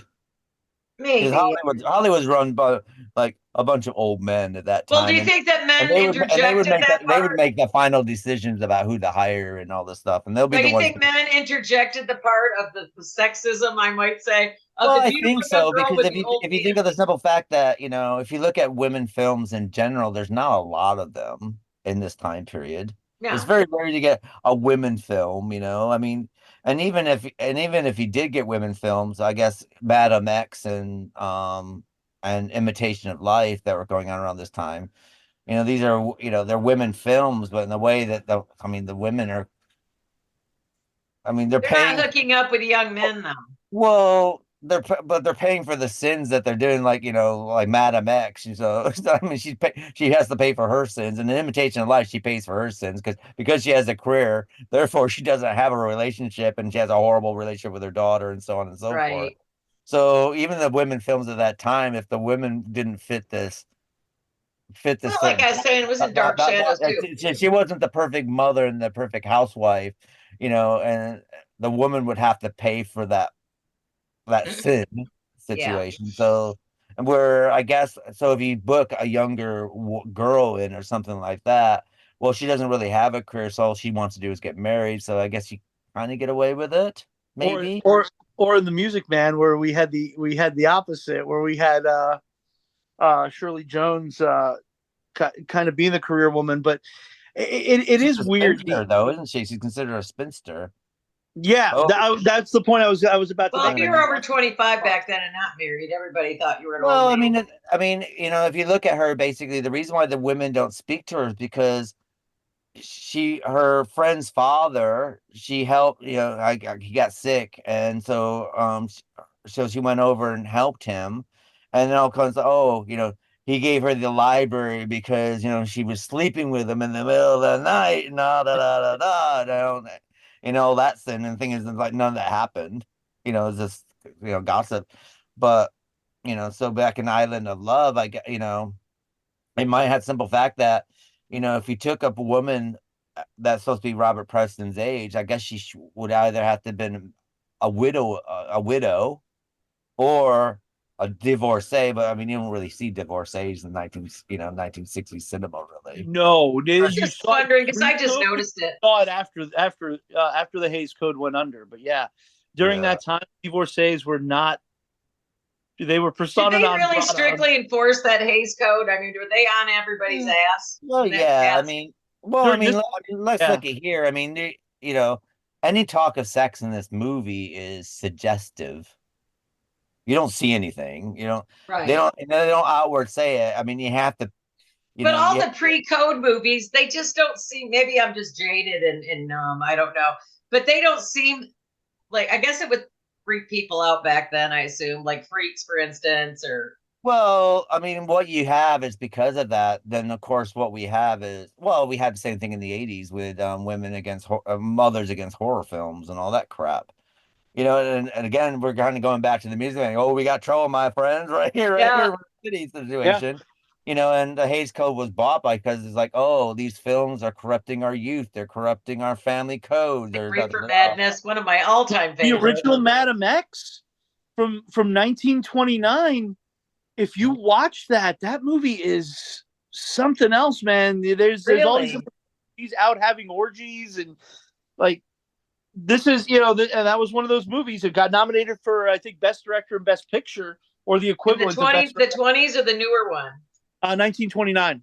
1929 one. Well, I mean, even look at the biblical pictures. Well, Sign of the Cross was the one that really just laid it out for the censors. Oh, what are you talking about? The Cecil B. DeMille shit?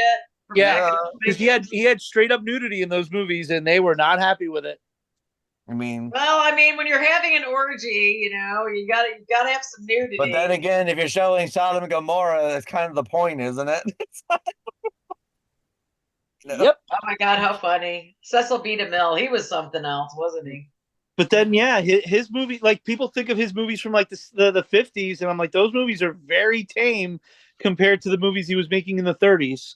Yeah, and I think and I said before, when you have, all it takes is a bunch of bored suburban housewives to grab onto something, and next thing you know, it's like, oh, God, they redid this 12 times. What, Madam X? Yes. Damn. So, I'm a Douglas Sirk fan, so I really like the Douglas Sirk version of it with Lana Turner. So I have that on DVD. I have not watched it yet. I've only seen the 29 and the 37 versions. The other one's very soap opera-y because it's Douglas. I mean, if you're familiar with Douglas Sirk, whether it's what is it? Lured, Obsession, or what was the other one I was just looking at the other day? I was going to watch. Black? Huh? Portrait in Black That's him as Fortune well. in Black is also Douglas Sirk. There's a really high good melodrama. He made a really good horror melodrama with Lucille Ball and Boris Karloff and George Sanders called Lured. I saw that. I really like that one. But they had the soap opera very, I mean, Madam X lends itself to that. It always had that kind of soap opera thing. Oh yeah, and you even get like that soap opera music you used to get in the '60s. Like it's like when something dramatic happened, the organ would come in. It's a soundtrack. So I'm looking at it right now. I'm going to pull it off my shelf. I'm going to watch it over the next couple of days. I got to see the Lana Turner version. Portrait in Black is the other movie on the DVD with it. So, and John Forsythe and Ricardo Montalban and Burgess Meredith. I've been seeing Burgess Meredith lately too. I love Burgess Meredith. We talked a lot about it in the last few podcasts.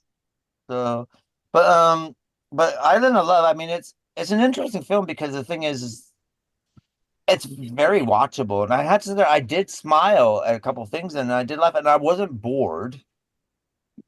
I know. I wasn't bored at all. I did find Walter Matthau. Well, that wasn't my imagination. It said Walter Matthau's accent comes and goes throughout the picture. Yeah, because one minute he'd have it, and then he wouldn't. It's like, he did do that. It wasn't my imagination.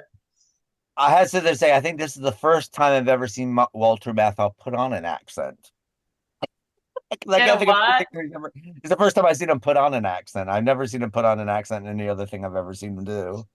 Well, Tony Randall, I don't know what happened with that little moon. I was gonna say it was moon. Moon.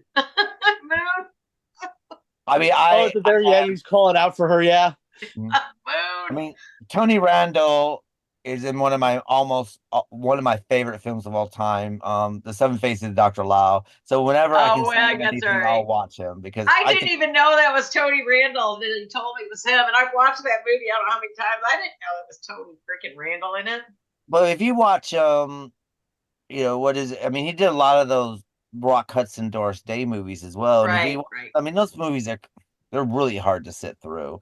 But when he comes on, he just lightens up every single scene that he's in. He's got some kind of presence about him that just makes you. I know him as Felix Unger, but I have seen a lot of his other movies, and he was just a really crackerjack comedian for the day. He just was.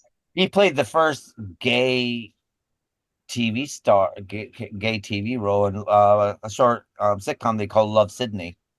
I vaguely remember it. They ran with Susie Kurtz, and it was the first show that was surrounded by. I mean, he wasn't homosexual in real life. Right. It was the first show that had a homosexual main character. I've always thought Robert Preston was gay or bisexual up until today. Yeah. And he was married. I did not know. He was married, and then apparently he wasn't bisexual or anything like that. Or I don't know. I wonder how he got slapped with that stigma. I think Victoria. I think because he was so convincing in that they kind of. He was convincing. I thought he was gay. There's a stigma to musicals that they're quote unquote gay. So that's probably part. I don't think of that when I'm watching musicals, though. Well, it's kind of weird though because I think it does have a slight thing because I mean if you look at other people like Gordon McRae and people like that, I think people thought they were quite light in the loafers, but come to find out they weren't at all. So, but then again, I get but then you look at some of these Western stars and they were. Yeah. So, but I mean, I guess there's a difference between being a man's man and a man situation. So. Well, I mean, the whole thing was slapstick, though. You knew there was going to be problems. You knew the problems were all going to tie in the back end of the story. And then you found out that Walter Matthau was going to be Robert Preston's uncle by marriage. I love that they're going to kill him up until the moment. Stop! He's my relative. And then they had my nephew. I know. Then they had the old Greek guy in there. I cannot remember his name. It's on the tip of my tongue. But he played he was in My Big Fat Greek Wedding. Yeah. The one with the window. I mean, he was perfect. He was in Zorba, too. I cannot remember his name's eluding me right now. But, I mean, he was really good at that. He was perfect for that part, just the Greek part. I mean, they had that nailed right down. But when they're throwing all the relics into the water... What about the nympho girl chasing Tony Randall around? Moon! Like, God, she really wants it. Oh, she was madly in love with him, but then he did decide to love her and realized she wasn't. Well, gonna she was get always enough. trying to take her, but she was always trying to take him upstairs to her bedroom. What? I mean, it had And to he be was pretty drunk favorite. all the time. I'm starting to wonder if he was pickled actually in real life for that movie because he looked so unhealthy, but if he was actually just the way they made him look. Drinking was so savoir faire back then. No one was an alcoholic, and if they were, no one gave a shit because they all drank just as much. You know, I mean, just tickle your finger in a drink all day long. But I also think there's some really good gems in this movie as well. I mean, like the part where the alcohol bottle, like he comes over for a drink and then he has to go do this thing, do that thing, do this Oh thing. yeah, to find his booze, he goes through all that. Yeah, And the thing I would have liked more is to see them making that film because that film looked ridiculous. Oh my God, I know. With the Adam, they had that snake. Did you see that fucking snake they had? And then she's allergic to apples, and they got this crazy lady doing the. Well, what about the guy playing Adam? Are you starting to smoke? It was. I don't know why they got such hateful reviews. It wasn't that bad. Well, you know what I think it is that if you look at Morton DaCosta hit it out of the park with an iconic film, Anti-Mame, Right. which Rosin Russell and Anti-Mame, when you see Anti-Mame, I mean, it is an iconic film, and it's one you can watch over and over and over again. It's perfection. It is. Then he does The Music Man, another film that's perfection. I mean, these two films are basically part of the film idiom of our lives situation. I mean, they're still very, they come out Blu-ray, Exactly. they've got staying power. That's absolutely true. And I think, that when this came out, this doesn't live up to those two films. And I think maybe that's it really, because possibly. And I'm kind of wondering that, if you look at Anti-Mame, I mean, Morton DaCosta in the making of that fought really hard for Coral Brown, and he fought really, really hard to bring the original Agnes Gooch in. And then again, he did the same thing with The Music Man. He had to fight tooth and nail because no, we're doing it with Bob Preston. We're doing it with Bob Preston, and we're bringing some of the Broadway cast in. We're going to do this. We're going to do this. We're going to do this. And he fought with them. And so I'm kind of wondering if maybe he had to fight with them, the studios, with this as well. Or in this case, if you look at the way his, the Adam and Eve film they're producing is being put together, and he's having to our two main characters are having to keep fighting. They have to keep fighting to get their vision, and even then they don't get it.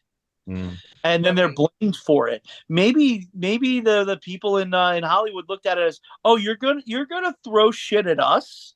Yeah. Maybe that's what this was. Maybe his career being ended by this movie was all, oh, that's how you feel about us, huh? You feel like we're a bunch of gangsters who are out to do our own thing and then blame you if it goes wrong. What studio was this released from? Well, Warner.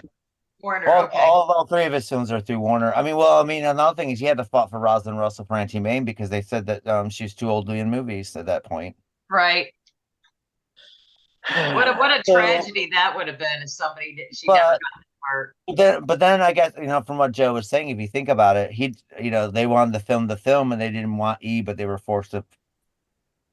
He was forced to use the Eve, the right.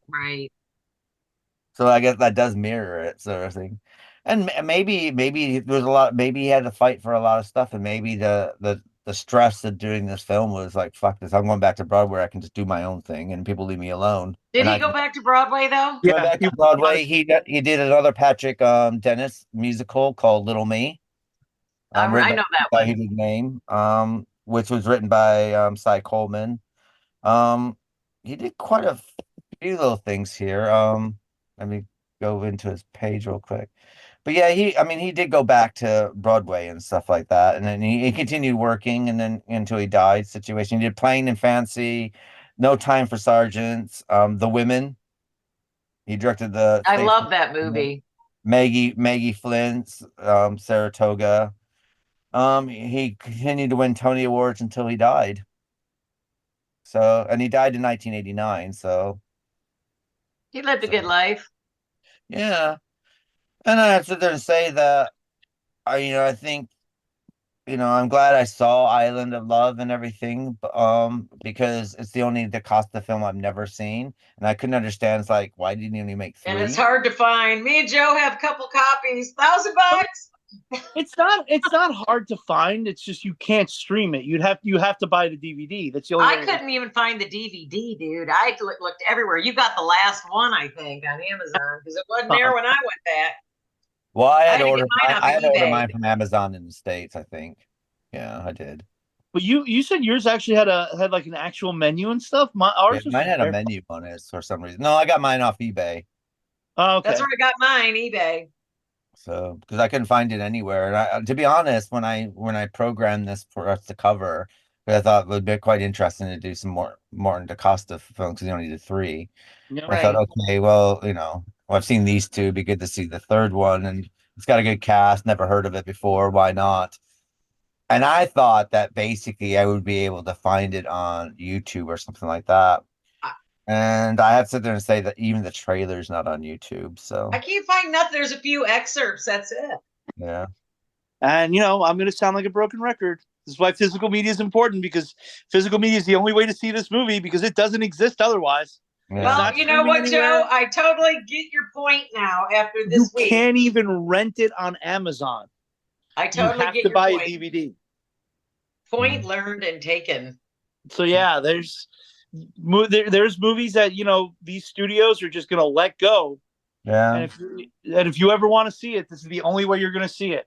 It's important that we keep it alive. It's important that physical media remains alive. It is. Well, I mean, that's what scares me about the 7 Faces of Dr. Lau, because they haven't released that in Blu-ray at all, and so you can only get the DVD. And so it's the original pressing of the DVD. That would be interesting to watch in Blu-ray. It's like And I'm afraid they're gonna get it's gonna be out of print, and I'm thinking to myself, should I buy another copy on DVD just in case they don't? I mean, I went through a little phase a couple years ago where I was like, there's a lot of movies that have only been released one time, and they're historically significant, like The Fiendish Plot of Dr. Fu Manchu, Peter Sellers' final movie, and it's only been released once on a DVD-R by Warner Archive. And what movie's that? The Fiendish Plot of Dr. Fu Manchu, the final movie that Peter Sellers made and it came out posthumously because he died, I think, immediately after finishing the movie. And I'm like, nowadays it's going to be problematic to release it anyway because of Interestingly enough, I was watching. I was reading up on Roald Dahl because we're going to be doing The Witches, so I've been doing some research on that.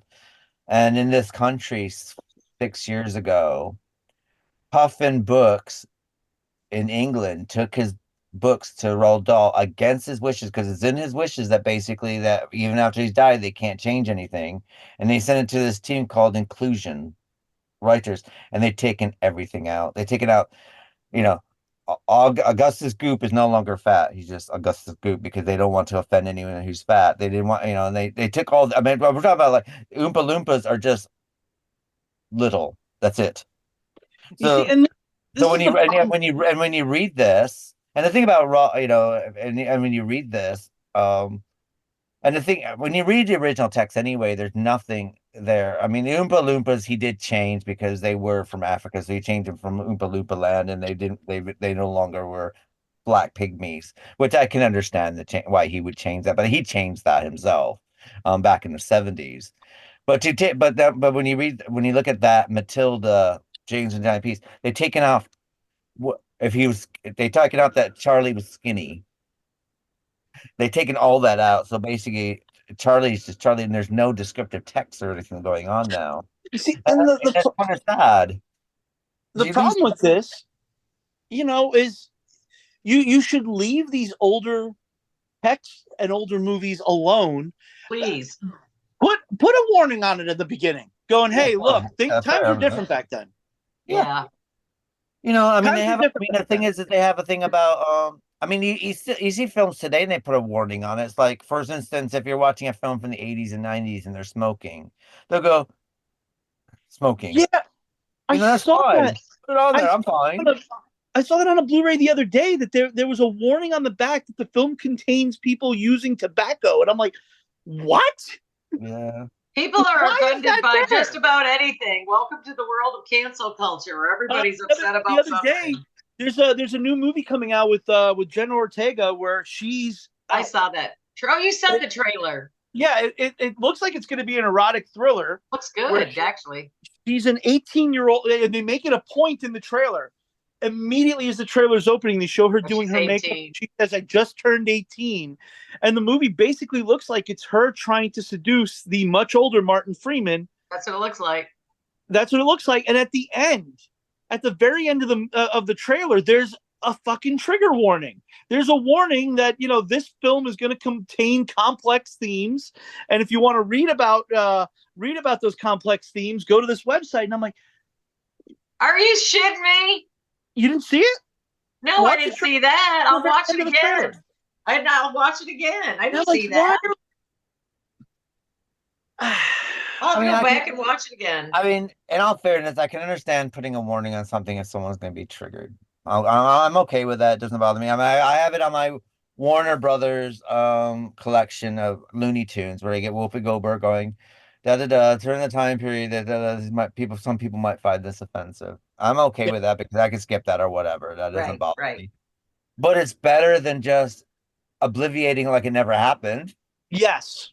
No, well, the other issue with that is if we just pretend it never happened, then we can't use it as a learning experience. Thank you. Right. And we'll repeat those mistakes in the future for not exactly. Whereas if we go, hey, you know, I was watching a Humphrey Bogart movie a couple weeks ago, and a guy shows up in blackface. I'm like, well, it's a 43 movie. It's going to happen because it was. Well, I mean, it's funny how they never mention Rolling Thunder for Robert Downey Jr. anymore. Oh my god! Well, all right. Or white chicks. They don't talk about white chicks anymore. Here's the thing about Tropic Thunder, is that's the whole point of the character. Is that he's so dumb that he doesn't realize that what he's doing is offensive. It's the whole purpose of the character. So you remove So if you remove the context, it just looks like Robert Downey Jr. is doing blackface for no reason, but he's playing an actor who's so dumb that he doesn't realize it's offensive. I haven't seen that in a long time. God, that's been out for a while. It's a great movie. It's funny, but I was watching Bananarama videos the other day. Bananarama. But there's this one scene where they're doing the song "I Want You Back," da, da, da. And there's one scene where they're dressed up as the Supremes. I'm like, oh god, it's not good. Forgot about that show. I know. I agree with you. I just think that, you know, there's no sense editing or anything like that. Another thing is, you know, if you're offended by that, don't fucking read it. Don't fucking watch it. Try to watch Gone with the Wind. You'll get a fucking 20-minute history lesson about how bad the South was and everything. We all know the history. Just let me watch the movie. We don't agree with it, but we like the movie. Well, it's not. I mean, in no way. And I don't. Maybe I'm missing something. But when I've seen Gone with the Wind, the couple times I've seen it, I mean, it's a long movie, so 3.5 hours. There's nothing I can bring out and just have a casual watch about it. But when I have seen it, I've never seen it. I don't see it from a point of view that it glorifies the good old days of having slavery. I think that's something else that the newer generation doesn't seem to understand. Is that for some reason they like I was discussing this with Sean the other day, like villains doing bad things, they seem to think of these things as like endorsements. And I don't understand that. Like you're gonna have a racist character who's going to say racist things. That's the point of the character. Exactly. Unless the character is portrayed as a hero, it's not a problem. Right. Like if the hero is a racist. If it's a hero that's doing that, normally what you'll find is that if the hero's making racist comments or misogynistic whatever, then what you normally find with that hero by the end of the film, they've had some kind of redemption where they've changed their ways. Yeah, they Right. realized And then the villain or the bad person tends to get their comeuppance. They're normally murdered off or killed or something horrible happens, they lose everything, or they end up friendless in the middle of nowhere. I mean, that's normally what happens to those characters. So it's kind of like, so if you look at it as a morality play, what's the problem? Because they get their comeuppance for being such an asshole to begin with. exactly. That's what I'm saying. There's either an arc where the character has to learn to not be racist, or there's wait, what happened here? Oh, I'm getting them. I don't know why you didn't just say that and he messaged that. They do that with the Boys series apparently, but yeah, I don't know why.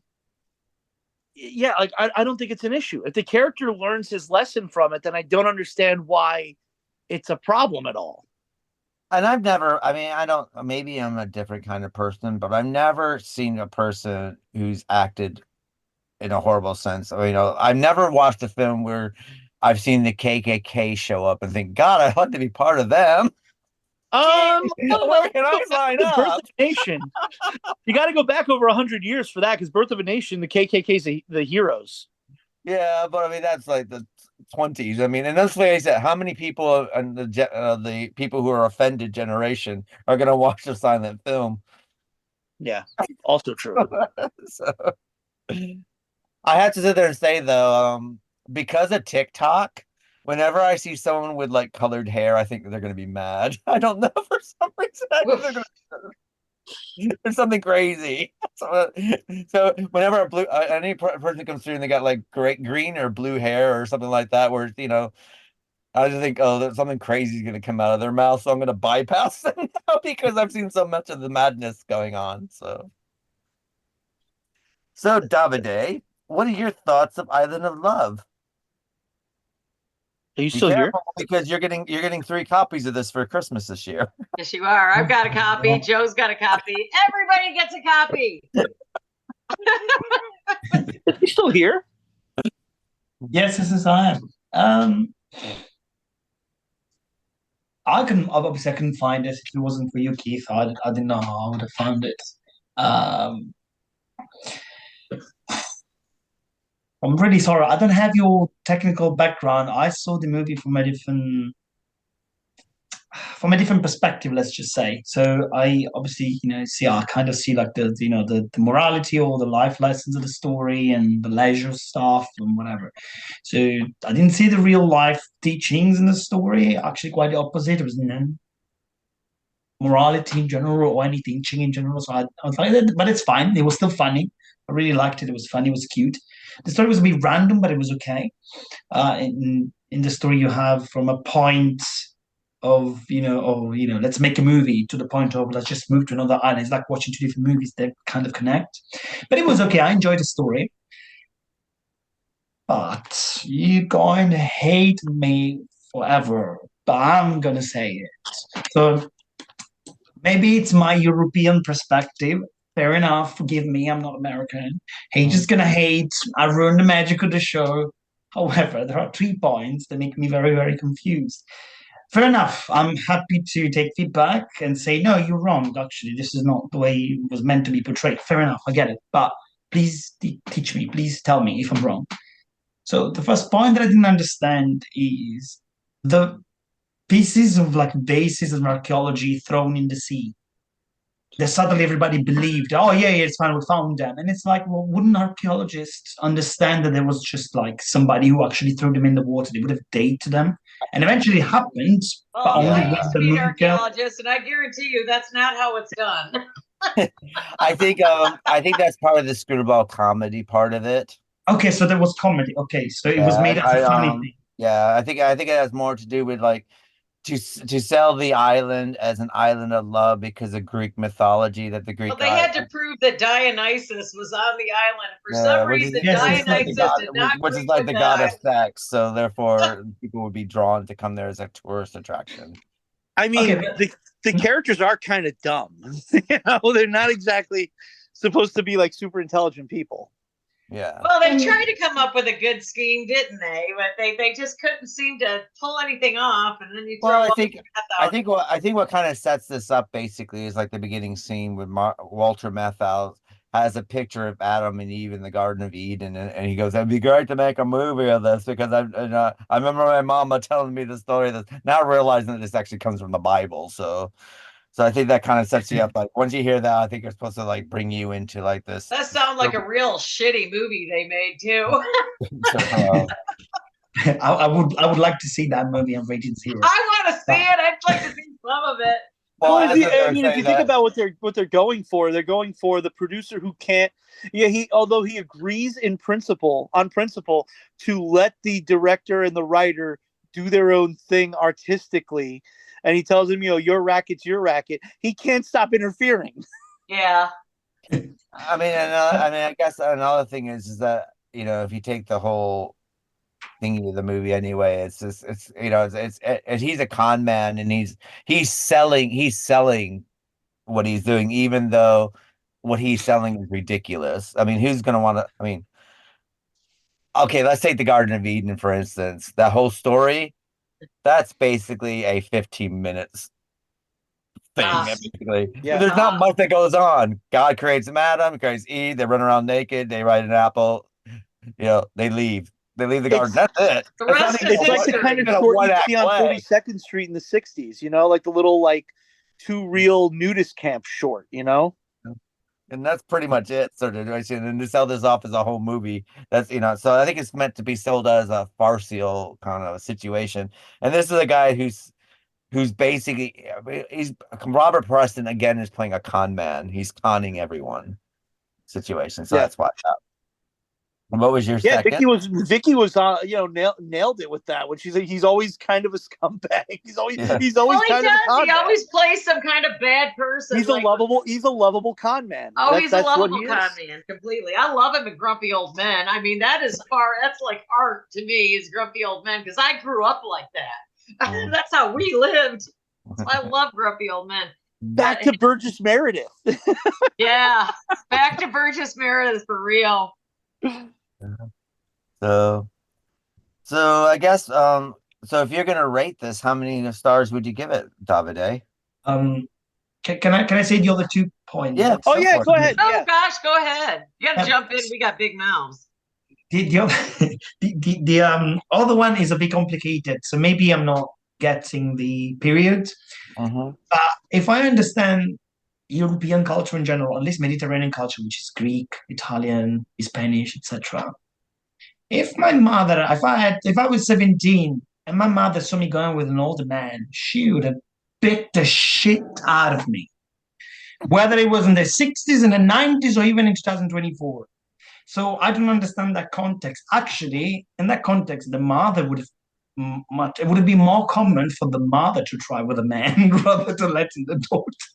So I don't get that. I think that's more to do that at that time date, and I think we're kind of looking at an American lens through a European thing as well. So there's not going to be a lot of realism going on here. But I think it's more like, he's a successful businessman, and my daughter likes him, and she'll be well cared for and be well taken care of. So I think it's more along that lines. Okay. But the last one, younger women were expected to date older men at that point because they'll have money, where a younger guy's not going to have money. Most of the time, he's still working his way up the ladder. That's the idea where I don't want my daughter to live in a one-room flat. I want her to have the penthouse. In order to have the penthouse, you kind of have to marry the 40-year-old instead of the 20-year-old. That's the basic idea right there. That's that's entirely the idea. Look at our very own Anna Nicole from down the street from me in Mahia. And if you're lucky, you'll have a couple kids, and by the time he retires, he'll die, but you'll still be young enough to your life. You'll be young enough to go after a 20-year-old man at that point. Yeah. So and you'll have your children, and he'll be dead, and you'll have the money, so you'll be fine. But you'll be young enough to spend it. So But yeah, and then the last Right. one, and again, it could be just still the funny thing, is there's a lot of Greek stereotypes heavily put in the movies. I mean, I see them as stereotypes. I mean, if it was a Disney movie, they would have Love put and the half Italian, message at so the we're beginning definitely. to say, "Oh, this is a better representation. We don't associate Well, with it, so people I find mean, it fair." But they don't. So, They didn't do it in a fine. bad way, though. I well, I mean, think, No, no, no, but not I in a think bad way, but no, but it's I think you have to look at the time period. Okay, so you say in Disney films. Okay, let's take Lady and the Tramp, 1953. The Italian Yeah, guy who's coming out there bring out the yeah, spaghetti for the Lady and the Tramp. That's playing for the accordion. stereotype. yeah, yeah. That's right. that's a stereotype. That's a stereotype, Yeah, 100%. yeah. Yes. Pinocchio, the original 1940s Pinocchio, is full of stereotyping. I I think. guess it just never really bothered me. It doesn't bother my Well, mom. I think you have to look at the time period at the moment as well. I mean, the thing is you got to remember at this time period as well, a lot of stereotyping went on because people were not globally and worldly at this time. In 1963, if you want to go from America and you wanted to fly from, let's say, New York to California, you would basically that would be 2 years worth of your salary. It's not Yeah. like today. Basically, It's now 2 years of your salary, also. yeah. Or if you want take the simple fact that if you are in Greece or if you are in Greece Italy, is well, let's take Italy for instance. I mean, it's like if you look at what your television, what television would have been like when television first started, and what films you were getting in 1960s.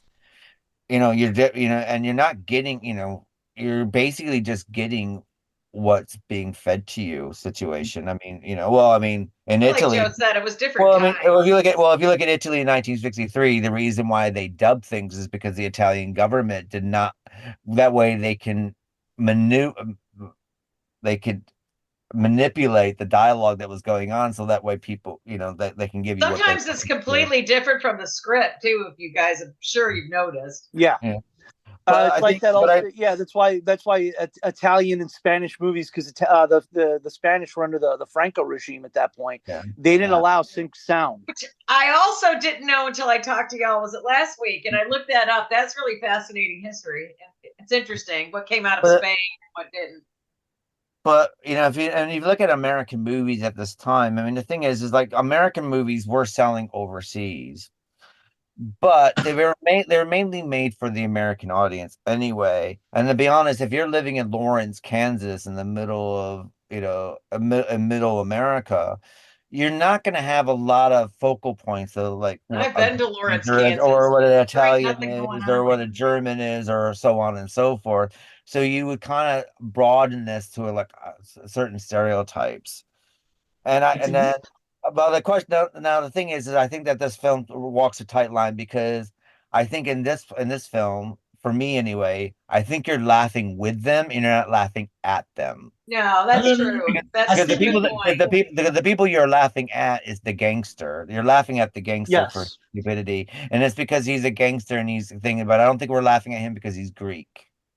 No, So no, I no, think no. For the love of God, so, I still so like I the think movie. so I think so I think that's the reason. But I think that's the reason why, like when you look at earlier stuff, after the 80s, things got a bit different because people started becoming a bit more global. You got 24-hour news channels and so on and so forth, and we became more global. But up until that point, I think that it's a bit like a little bit of shorthanding in about how to characterize people and give people what they like because people kind of know the stereotype, but they don't really know too much about Imagine that. having Raiders of the Lost Ark flopping in 1963 with all of its stuff, what people would thought. Can you I imagine? mean, Just another time, another place. God, when you think of Italian American or Italian representation in movies, like if you go back to it was always the organ grinder with the monkey. Yes, It was yes. always that. If you watch It's a Wonderful Life, one of the most beloved movies of all time. What is that Italian family's name that George Bailey helps out? It's this Italian couple with like 15 kids. Yeah, 50 kids and she's all dressed in black like the husband just died or something. Yeah, I'm like it's just Yeah. Unfortunately, stereotypes were prominent in movies back then, but I mean, I think it's another way to it's just a shorthand. sign I of the think it's times. a way to shorthand things as well. So therefore, it's like instead of giving that person a history lesson of that culture, but then again, I mean, there are. I mean, it is problematic looking at it from today, sort of thing. I mean, like, watch any Western before 1990. Yeah. And you got your Native Americans are pretty much like everyone but Native Oh my American. God. Oh my God. The Native American portrayal of the early Westerns has got to be the They were all most portrayed as offensive and savages, yeah. heinous pieces of trash I mean, ever. I've seen George Kennedy with brown makeup on being a Native American in a couple movies. Yeah. I mean, even if you look at professional wrestling, fucking what's his name? Chief Wahoo McDaniel was an Italian from New York named Joe Scarpa. That was a guy playing the Native American in that. So, oh, look at that! Well, look at even that. the guy who was that Indian, remember the guy Keith? You do. He used to do the ads for pollution. He was an Indian guy, and they show him. Oh yeah, crying. yeah. Bro, He was Iron Eyes Italian. Cody. He wasn't even an Indian. He was a Wop. Italian. Was he? I thought Iron Eyes Cody was actually Native American. No, he's Italian. No, he was Italian. I mean, I didn't know that till a few months ago either. Well, I mean, when you watch West Side Story, I mean, most of the Puerto Ricans that are fighting the white kids are the same white kids that are the Jets. So. Yeah, I got all the makeup. But even for that, if you remember correctly, when we did that, they made them wear more makeup, like Rita Moreno and stuff. Yeah, the makeup. Yeah, Rita Moreno was too light skinned. Make them look more brown. What the fuck was going through their head back? Well, I mean, I think a lot of this might have. I mean, with West Side Story in particular, and some of these other films, I also think it might be Technicolor film thing as well. That might have something to play with it as well. You think? Well, because if you look at movies at that time and you look at the film stock and stuff like this, as far as the colorization of skin and stuff like this, yeah, you're right. I mean, you had to put the makeup had to be quite heavy for the camera to pick up, especially in the Technicolor sort of thing. And even though maybe it's a bit too dark or whatever, but there might be a reasoning behind that because of you could get Blu-ray. You can tell. I could see people's peach fuzz. Every imperfection on close-ups. I would hate that. Blu-ray has done a lot of good, but when it comes to older movies, there's a lot of times I'm watching a movie. We were watching Legend yesterday, the Ridley Scott movie. Yeah, we were watching that on Blu-ray, and because of how high quality it is, you can see like where the unicorns had are you serious? You can see them wobbling. You can see Tim Curry's where it's glued, where his headpiece is glued on. Oh, that's gonna ruin it for me. I love Legend. It got a lot of people hate on it, but I loved it. But the problem with high definition anyway is that shows too much. There are things that were meant to be filmed in the shadow to hide certain things, right? Like Jaws. Well, let's take Sleepaway Camp. Oh yeah, when he goes up in the doorway, you're not supposed to know who it is, but because the Blu-ray is so clean, you know exactly who it is, and it's not the person. Yeah, there's a scene where it's supposed to be shot in silhouette, but the Blu-ray cleaned it up too much, and you can. So you know who it is? Yeah, you can see the killer's face before it's revealed. I haven't seen it on Blu-ray. Mark Krawczyk, who's been on the Batman podcast with us, he did a podcast on Sleepaway Camp a couple of years ago. And I was on that. I'd never seen the Blu-ray. I'd only seen the movie on VHS and on DVD. And I just bought the Blu-ray. And I was like, oh hell yeah, this gives me an excuse to break it out. And I remember we were sitting there going, man, if you saw this on Blu-ray and you didn't know who the kid you didn't see this movie before, it gets spoiled for you. Well, Davide picked it up because Davide was here last New Year's Eve. And we watched Sleepaway Camp. It's the one where the little girl ends up being a boy, and she's going around killing everyone at the camp, and she has the penis. But you picked it up. It's God, I forgot about that. But when he showed up, he goes, "Oh, what's he doing?" Because you can see him. Because I have it on Blu-ray. So I mean, even Davide noticed it. It's like okay, but so that's the problem with Blu-ray situation. And I'm sure he'd never seen it before. Now he was able to guess because the Blu-ray brightened it up too much. Yeah, possibly. So can they put the original version and the remade version in the same movie and say, this is the original version, this is the Blu-ray version, so you have both versions, you can compare them. Yeah, they should have done that. There's some sets that you can get the Blu-ray. They'll have the Blu-ray and the DVD on it, so you can get those sets. Some movies, not all movies, but they do have those. Like another one that I've noticed. I promise I'm not shut up. if you ever watched the Beauty, I mean, I'm sure we have watched the Beauty and the Beast. But if you watch the original version from the VHS in the 90s, at the beginning when they're telling the story and there's a scene of the Beast like scratching the portrait, the older version was so dark you could not see how the Beast looked like because it was very dark, and then you could see it ahead in the story. The newer version, you see the Beast as it is because it's very lightened up, and I'm like, oh, Oh no, so you don't have the surprise anymore. no, Yeah. actually, no, the difference in VHS and DVD or Blu-ray is that VHS were not in widescreen format. So what they would do is they take the picture and they would blow it up and bring it forward. So what you got was on the like, so that's the reason why it's like, I guess if you see, well, I guess the worst thing you can see on VHS was How to Marry a Millionaire, where you have Lauren Bacall on one side, you got Betty Grable on the other side, and you got Marilyn Monroe on one side, and they would blow it. So what they do is they blow the picture up to fit that square of the television were square, right? And so what they would do, then they would have these three people talking, and then you would see the scan this way and scan that way and scan this way, and it'd all be really fuzzy. And then Beauty and the Beast was a VHS, and because it was a 16:9 widescreen film, that when they put on VHS, they blew it up.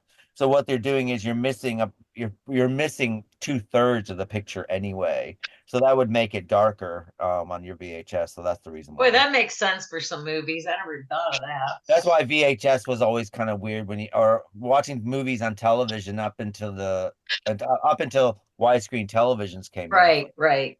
That's the reason why it's like you watch movies on DVD for the first time and you're like, whoa, because you're actually seeing the whole screen for the first time at that time, unless you went to the movie theaters and saw it. Because before that, everything was blown up and pushed to the front. Yeah. And then something happens, there's any action happening on the left or right side, then it would have these really weird things where it would kind of scan back and forth trying to catch the people as they're talking. So but they called it. Wow, I never even thought of that before. And in order to cover up a lot of things, they would darken the picture a little bit because when you're contrasting something and you're bringing it forward, what happens is you're kind of bringing the picture in front of your face, and so they would darken it slightly to sit there and make it a bit more watchable. Otherwise, it'd be very, very fuzzy. And unfortunately, in the case of like some direct-to-video movies, those versions are all that exist anymore. I mean, sometimes I think they were also, if you knew your movie was going straight to VHS, you probably compensated for that a little bit. Yeah.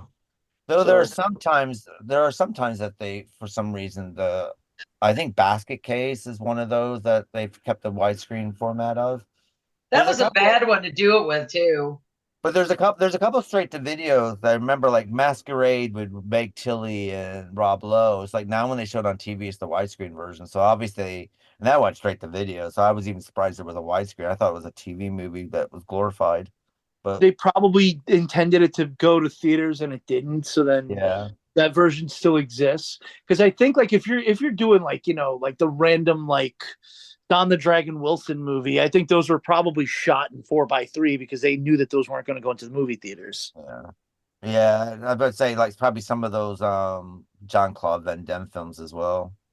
The ones that the later the ones in like after not like the Double Impact or something. What was the one before Double Kickboxer or whatever? Well, those really early ones where they didn't realize it's only later when he became a star that they started releasing his stuff at the cinema. Or George Segal, not George Segal. Steven Seagal. Steven Seagal, another person who thinks he's Native American. But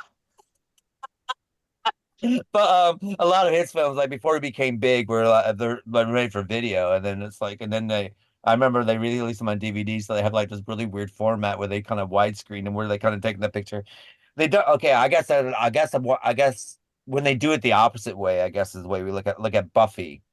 Buffy came out when TV screens were square, and now they released them in widescreen. So what they've done is they take them. So what they've done is now, because they squished them down now to give them that widescreen thing, that they cut off the top and the bottom slightly, and they pushed out the sides. And so what you can see in a lot of things is that you can see like the end of the set where you're not supposed to see, because they've done the opposite now in some things that are shot in the square format. Now they've gone to widescreen. We can't just leave the aspect ratios alone. Yeah, leave them as they were intended. I think Yeah, like you're better off. it annoys me when I'm watching a movie that was made, in like 1942, and it's obviously not supposed to be widescreen, but it's fucking widescreen, and I'm like, just leave it alone, man. TV Who are you doing this for? TV does that really. It's almost like they're afraid that people are not going to watch it because they're not going to get.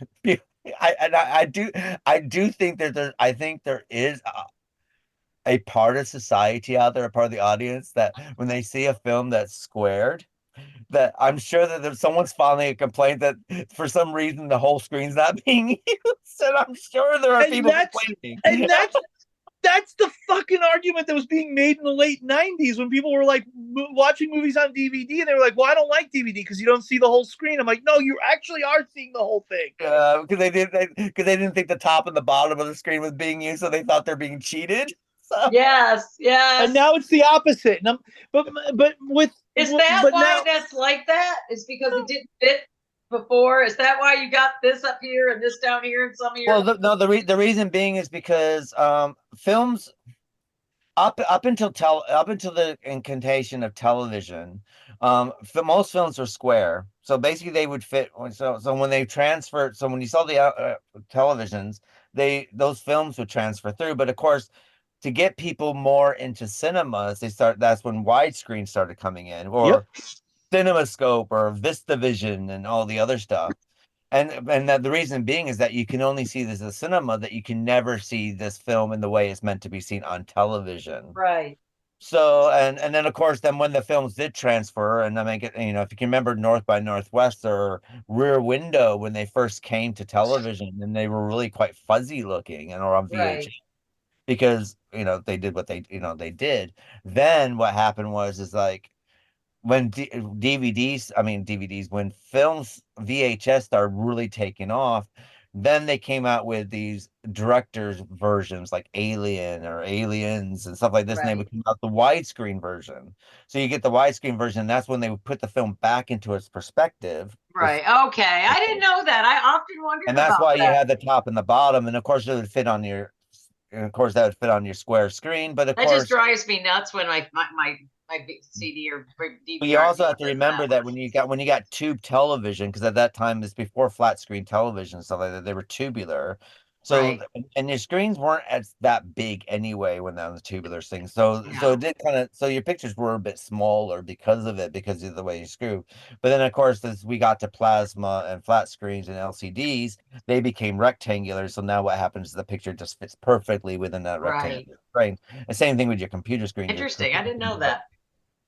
But unfortunately for square films from up to the 1950s, for some reason they don't think people are going to watch this, so now what they do is they make this false rectangular version of it, which it's kind of what they used to do with the films, so now they're fuzzy.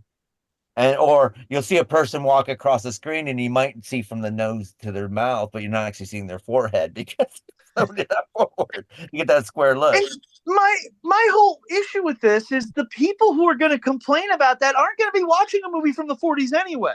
Yeah. No, you're right. And if you look at TCM used to do it in the beginning, but if you notice, TCM are a lot better about it now. But there was a while there was a couple years there where they were like doing this with films, or artificially stretching them. Yeah, but then again, there were other problems with things that they were widescreening back when they were square television. That would be films like How the West Was Won, where they're done in supervision, which basically the screen is probably like this big, not that, you had to like squint. Seven Brides or Seven Brothers is another film that's kind of like Super 70 vision, where it's like this. Because those films were filmed that basically when they filmed those, when you went to cinema to see it, there was a screen to your left, in the middle, and to the right, and the film would take over that whole screen. So, and it's a lot longer than what what you see in the films nowadays. So that would have problems when that went to widescreen at the time. So we just keep repeating the same mistakes. Yeah, now we're just doing the opposite. Yeah. So I guess let's rate this. So how many stars do you give this then, Davide? I'll give. So it wasn't. I wasn't bad. I liked it. Just yeah. So I would give it a 3 Moon Girls. 3 moons. 3 Moon Girls. But what about yourself, Vicky? How many stars do you give it? I have the 5 Robert Prestons. I loved it. Now, actually, wait, I did love it, but I mean, it wasn't as good as probably more between 4, 4.5, 5. It wasn't as good as Music Man, but it wasn't bad, and I thought it was beautifully filmed. I thought all the characters were endearing, especially Walter Matthau. I've just got to find bloopers for that. Yeah, Walter, you're never going to find them. I don't think anything exists from this movie other than that's so sad. There's nothing because I couldn't even find the movie. I've never had such a hard problem. The trailer Joe means that physical media. Joe, when you search correct. Island of Love, you get Love Island. Yeah, that's what I kept getting. Every time I couldn't even do research on this movie. It's about basically a bunch of plasticine women dating plasticine men. Basically, who look very sexy until they open their mouth, and then it takes it all out of the water. Yep, exactly. Love Island, Jesus. But yeah, I mean the trailer for this doesn't even exist, so it might not exist at all. So I just don't. I mean, did they just want to eradicate this film? I've known that films can disappear, but holy shit, this one's. I think it's one of those films that because it didn't do well, maybe a lot of films don't do well. They don't disappear off Facebook. Yeah, but normally what happens if the film doesn't do well, then sometimes it gets kind of get a second life on television, and maybe this just didn't get the second life on television either. You know. All they have is short clips, and there's only 2 on YouTube. And the rest of it, there's not even a freaking trailer. Yeah. So that's going to be fun trying to put that together for the show. So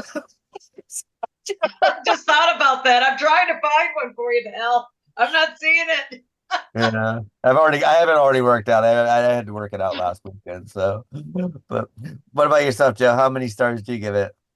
I'm going to go with 4 because it's not the train wreck that I thought it would be. Like Vicky said, the characters are all endearing. I really love Walter Matthau in this. He's fucking hilarious. Tony Randall's great in this.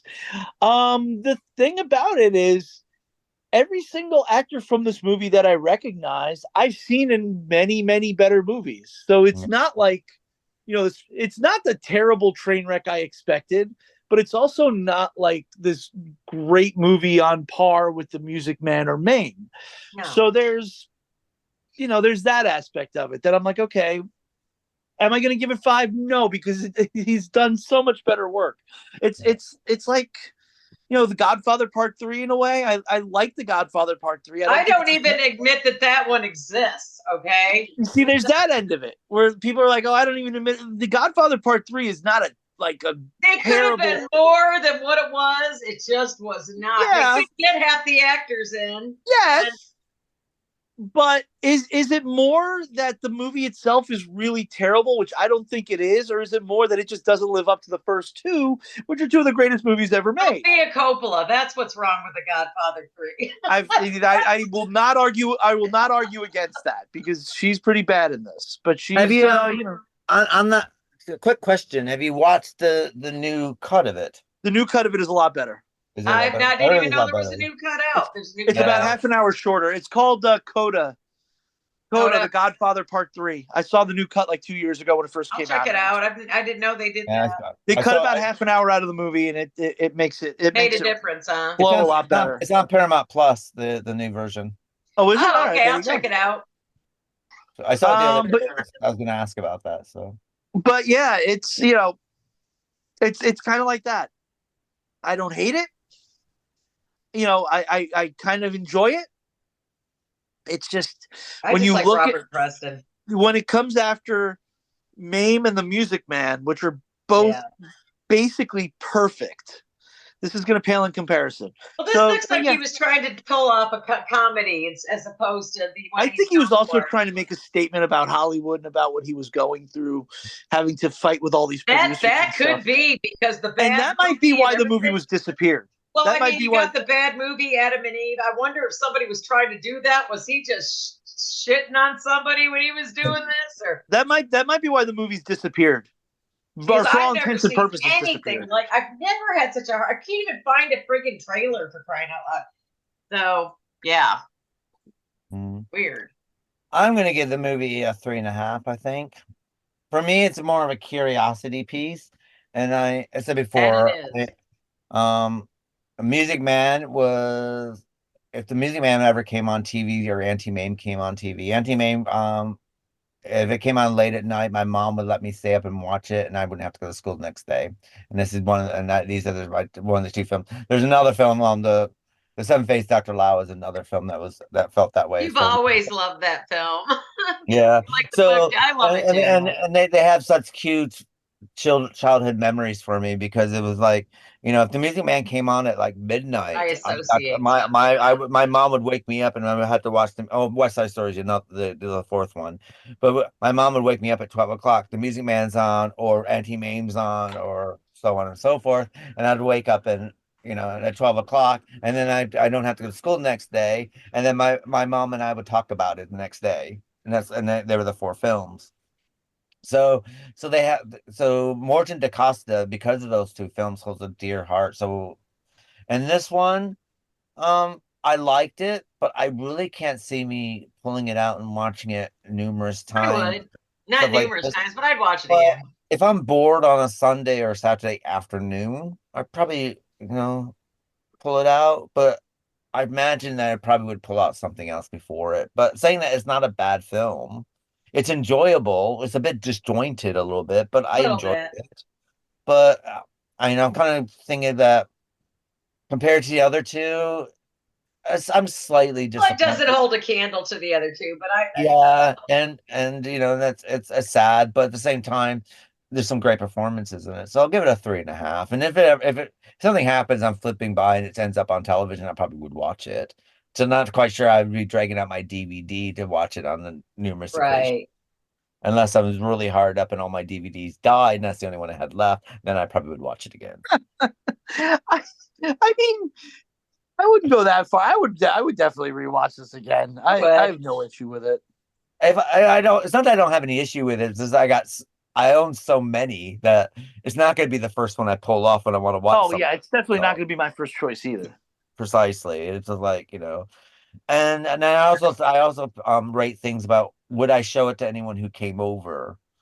Unless they were a Robert Preston fan or a Morton DaCosta fan, I might like bring it out to show them because it's something interesting to see based on that. And they probably haven't seen it. Yeah, but I can't see, I mean, or Walter Matthau or Dallas. I was kind of wondering if I moved to Dallas, but I pulled this out for my sister to watch. Don't know. I liked it. I just don't know. I don't know what the future, my relationship with this film is for the future. But I'm glad I own it because now I can say I got all my Morton DaCosta films. And you know what? Same here. I'm glad I just bit the bullet and bought it because I don't know if there's any other way I would ever be able to see this movie again. I would have not been able to watch it if I didn't buy it. Yeah. So yeah. And and I'm glad to sit there and say that I have Morton DaCosta made 3 films, 2 great films, and 1 film that's good. Yeah. So I own all 3 of them. So one film that's good, and maybe it was too inside baseball for people, for audiences back then, because it is a lot. While it is a screwball comedy, right? There is that aspect of it where he's kind of making fun of Hollywood and is your regular Joe from Oklahoma going to understand what the really insider stuff of the producer who can't keep his hands off anything, and no, you're going to use my girlfriend as your lead. Maybe back then in the 60s, maybe the average Joe didn't know that was going on, and maybe that's why audiences didn't really take to it.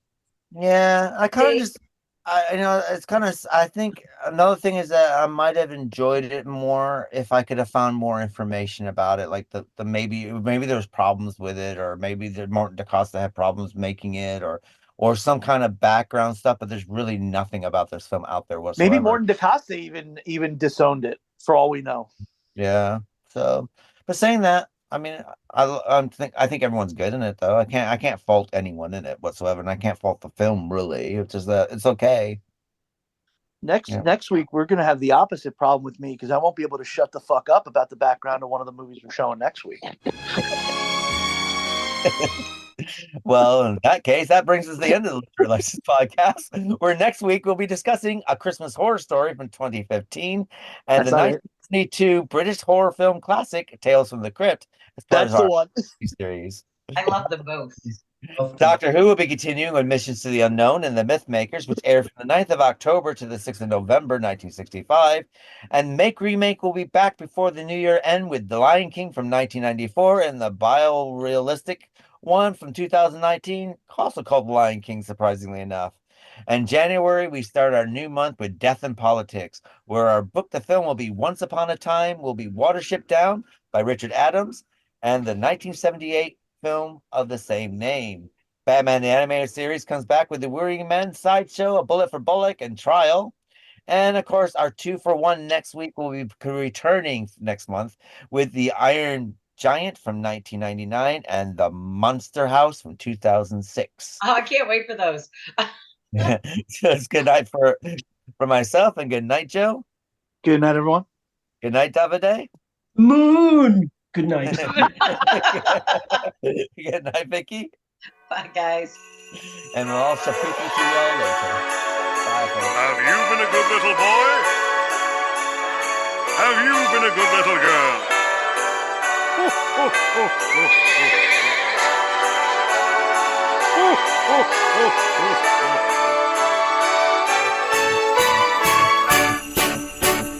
Once upon a Christmas song, everybody sang along. You'd see the joy on every face, and the world it seemed a happier place. These songs brought us together, good time memories forever.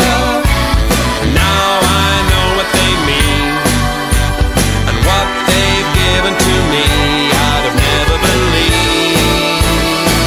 That we'd be singing them over and over and over again. Every December they get in our heads. Turn them up, play them loud. Every Christmas should be the same. Singing them over and over and over and over again. They say they're good for the soul, but someone tell me I don't know why no one seems to write them no more. So the only way to settle the score is to all make way for a new one that keeps the heart of the old one with a little bit of festive cheer. And you'll know when Christmas is near when this record appears. Once a year you'll be singing this over and over and over again.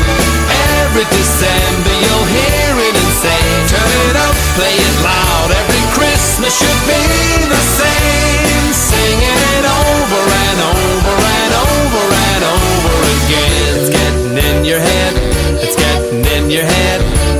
And if you're not singing it all night, you'll be telling a lie.